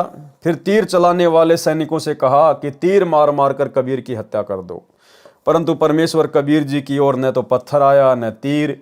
शेख तकी कबीर जी को मारने का अवसर हाथ से जाने नहीं देना चाहता था। शेख तकी ने कहा कि तोप मंगाओ, उसमें गोले मारकर काम तमाम कर दो। ऐसा ही किया गया। तोप यंत्र से गोले चलाए गए, परंतु कबीर परमेश्वर के आसपास एक भी नहीं गया। कोई तो वही किनारे पर जाकर गंगा जल में गिर जाए, कहीं दूसरे किनारे पर जाकर गंगा किनारे शांत हो जाए, कोई कुछ दूर तालाब में जाकर गिरे, परंतु परमेश्वर के निकट एक भी ना जाए। इस प्रकार 4 पहर यानी 12 घंटे तक ये जुल्म शेख तकी करता रहा। जनता का विवेक धर्म गुरुओं ने हर रखा था। परमेश्वर कबीर जी ने दया करी, जल के अंदर समा गए। शेख तकी खुशी से नाचने लगा कि डूब गया दुश्मन। अब सौ पर गारा, रेग तथा रेत चढ़ जाएगी, मिट्टी में दफन हो जाएगा। परमेश्वर कबीर जी अंतर्ध्यान होकर रविदास जी की कुटिया पर गए और दोनों परमात्मा की महिमा के शब्द गाने लगे। शेख तकी ने अपने साथियों से कहा कि चलो रविदास से बताते हैं कि आपका अविनाशी परमात्मा गंगा के जल में डूबकर मर गया है। खूनी हाथी से मरवाने की व्यर्थ चेष्टा, यानी 52 प्रकार की व्यर्थ चेष्टा उस समय कबीर परमेश्वर जी को मरवाने के लिए की गई, लेकिन असफल। शेख तकी अपने प्रशंसकों के साथ संत रविदास जी की कुटिया पर पहुंचा तो देखा कबीर जी उपस्थित थे और इकतारे से शब्द गा रहे थे। शेख तकी की तो मासी मर गई। शर्म और क्रोधवश होकर सीधा सिकंदर लोदी राजा के पास विश्राम गृह में गया। तथा बताया कि कबीर न तो जल में डूबा न तोप से मरा, वो जादूगर है, जंतर मंत्र जानता है, जिस कारण से बच जाता है। अब की बार इसको जनता के सामने खूनी हाथी से मरवाते हैं। राजा ने आज्ञा दे दी, नगर में मुनादी अनाउंसमेंट कर दी कि कल सुबह 10 बजे कबीर को खूनी हाथी से कुचलवा कर रोंदवा कर मारा जाएगा। सब देखने आना। वह एक निश्चित स्थान था, वर्तमान में बने स्टेडियम की तरह बनावट होती थी। उस ऊंचे मचान स्टेज पर राजा, मंत्री तथा अन्य उच्च अधिकारी बैठते थे। उस दिन राजा सिकंदर तथा काशी राजा वीरदेव सिंह बघेल के अतिरिक्त मंत्री तथा अन्य उच्च अधिकारी भी विराजमान थे। अब देखो भाई और बहनों, राजा वीर सिंह बघेल कहाँ से पार हो जाएगा। गुरुदेव कहते ना कि राजा वीर सिंह बघेल को सार नाम दे दिया था, उसको पार कर दिया था। कैसे पार हो जाएगा भाई और बहनों, ये तो ज्ञान निर्णय करेगा, ज्ञान। अरे सिकंदर लोदी कबीर जी का शिष्य, और उसने ऐसी घटिया हरकत की, खूनी हाथी से कुचलवा कर अपने गुरुदेव को मरवाने के लिए दिल्ली लाया गया और स्वयं ऊपर बैठकर तमाशा देखने के लिए तैयार है। और वहीं पर राजा वीर सिंह बघेल, काशी नरेश भी बैठ गया। इसको कहते हैं लोक लाज। इसको कहते हैं भाई और बोलो भक्ति से ज्यादा राजपाट को महत्व देना। अरे भैया, अगर ज्ञान होता उसको, राजा वीर सिंह बघेल को, तो क्या जा रहा था, खाली राज्य ही तो जा रहा था। और कौन सा वो पूरी देश का राजा था, पूरी दुनिया का राजा था, एक छोटे से काशी का राजा था। और भगवान के लिए तो भैया असंख्य ब्रह्मांडों का राज भी त्यागना पड़ जाए तो ठोकर मार देनी चाहिए। इंद्रदा राज कागदा बिष्टा ना होगा इंद्राणी नो। लेकिन राजा वीर सिंह बघेल लोकलाज में आ गया। उसको गुरु मर्यादा से ज्यादा अपने राज्य की चिंता सताने लगी। और सिकंदर लोदी के बराबर में बैठा है वहां पर, अपने गुरु को खूनी हाथी से मरता हुआ देखकर। तो भाई और बहनों, राजा वीर सिंह बघेल में, सिकंदर लोदी में और महाभारत के भीष्म पितामह में, द्रोणाचार्य में और कर्ण में रति भर भी अंतर नहीं, रति भर भी। महाभारत के समय वो नालायक भी द्रौपदी को नंगा देखने के लिए वहां पर सभा में बैठे हुए थे। और यहां तो उससे भी बड़ा अपराध, अपने गुरु को खूनी हाथी से मरता हुआ देखने के लिए सिकंदर लोदी और वीर सिंह बघेल बैठे हुए हैं। तो वो वीर सिंह बघेल भला कैसे तो सार शब्द के योग्य हो सकता है, कैसे सतगुरु उसको सार शब्द दे देंगे और कैसे वो पार हो गया होगा। तो भाई और बहनों, ये विचार करने की बातें हैं। शेख तकी पीर ने महावत यानी हाथी को चलाने वाले से कहा कि हाथी को 1-2 शीशी शराब की पिला दे ताकि शीघ्र कबीर को मार डाले। ऐसा ही किया गया। तीनों ओर दर्शकों की भीड़ थी। एक और ऊंचे मचान पर बैठे राजा तथा मंत्री देख रहे थे। हाथी को लेकर महावत कबीर जी की ओर चला तो हाथी मस्ती में भरकर कबीर परमेश्वर को मारने चला। कबीर जी के हाथ पैर बांधकर पृथ्वी पर डाल रखा था। जब हाथी परमेश्वर कबीर जी से 10 कदम 50 फुट दूर रह गया तो परमेश्वर कबीर जी के पास बब्बर शेर खड़ा केवल हाथी को दिखाई दिया। हाथी डर से चिल्लाकर, चिंगाड़ मारकर, दुम दबाकर, मुंडी धुनकर, सिर को आपत्ति के समय भय से ऊपर नीचे हाथी किया करता है, उसको मुंडी धुनना कहते हैं। वापस भागने लगा तो महावत ने उसको अंकुश मारा। फिर भी हाथी वापस भागने लगा। साथ खड़े सैनिकों ने हाथी की हीकों में पशु के अगले पैरों के ऊपर के जोड़ों को हीक कहते हैं, जो शरीर से लगे होते हैं। जैसे आप और हमारी ये जो है जगह, इसको कहते हैं हीक। भाले मारे, हाथी की कुखों में भाले मारे। कुख पशु के पेट का वह भाग है जो बराबर में दोनों ओर हड्डी रहित होता है। चारा चरने के पश्चात वह भाग ऊपर उठ जाता है। पशु के भूखा होने पर वह अंदर को चला जाता है। वह कोमल भाग होता है। वहां पर लाठी डंडे के सिरे से खोद मारने से भी पशु को बहुत पीड़ा होती है। परंतु हाथी परमेश्वर कबीर जी की ओर न जाकर अन्य दिशा को भागने की कोशिश कर रहा था। तब परमेश्वर कबीर जी ने महावत को भी सिंह के दर्शन करा दिए। डर के मारे वह भी हाथी से गिर गया। हाथी भाग गया। तब परमेश्वर कबीर जी के सब रस्से टूट गए और परमात्मा खड़े हुए, अंगड़ाई ली तथा जमाही मुख खोलकर क्रिया की जाती है, ली तो इतने लंबे बढ़ गए कि सिर आसमान को लगा दिखाई दे रहा था। शरीर से अजब प्रकाश निकल रहा था। उसे देखकर दिल्ली का सम्राट सिकंदर भयभीत होकर मचान से उतरकर परमेश्वर के चरणों में गिर गया और बोला कि हे अल्लाह, सिर्फ अब की बार मेरा गुनाह अपराध क्षमा कर दो। यह दृश्य केवल सिकंदर राजा को ही नजर आ रहा था। फिर कबीर जी ने अपना सामान्य स्वरूप बना लिया और राजा को समझाकर अपनी कुटिया पर चले गए। सिकंदर राजा को तथा वीर सिंह बघेल राजा को कबीर जी के चरणों में गिरते देख शेख तकी ईर्ष्या से जल भुन गया तथा उपस्थित जनता से कहा कि कबीर जी ने जंतर मंतर करके हाथी को भगा दिया। राजा सिकंदर तथा काशी नरेश वीर सिंह भी अपराधी जुलाए का सम्मान कर रहे हैं। आपका इस नगरी में रहने का कोई औचित्य नहीं रह गया है। ये बात सुनकर सब जनता जन कहने लगे कि पीर जी, आप ठीक कह रहे हो, हम काशी त्याग कर चले जाएंगे। सिकंदर लोधी राजा तथा वीर सिंह ने स्वयं उनको समझाया तथा नगरी न त्यागने के लिए राजी किया। किसी भी व्यक्ति ने इतने चमत्कार देखकर भी परमात्मा को नहीं पहचाना। शास्त्रार्थ महर्षि सर्वानंद तथा परमेश्वर कबीर देव जी का। तो भाई और बहनों, आज की वीडियो में केवल इतना ही। कल रात्रि 8 बजे पूज्य गुरुदेव सतगुरु रामपाल जी परमेश्वर जी के आशीर्वाद से हम आगे के विवरण को पढ़ेंगे, जिसमें पंडित सर्वानंद को कैसे गुरुदेव भगवान ने अपनी शरण में लिया। तो कल रात्रि 8 बजे सभी भाई बहन लाइव जुड़िए दास के फेसबुक पेज पवन दास इस लाइव के ऊपर। तब तक गुरुदेव भगवान हम सबको आज्ञा दें, इजाज़त दें, आशीर्वाद दें। बंदी छोड़ सतगुरु रामपाल जी भगवान की जय हो।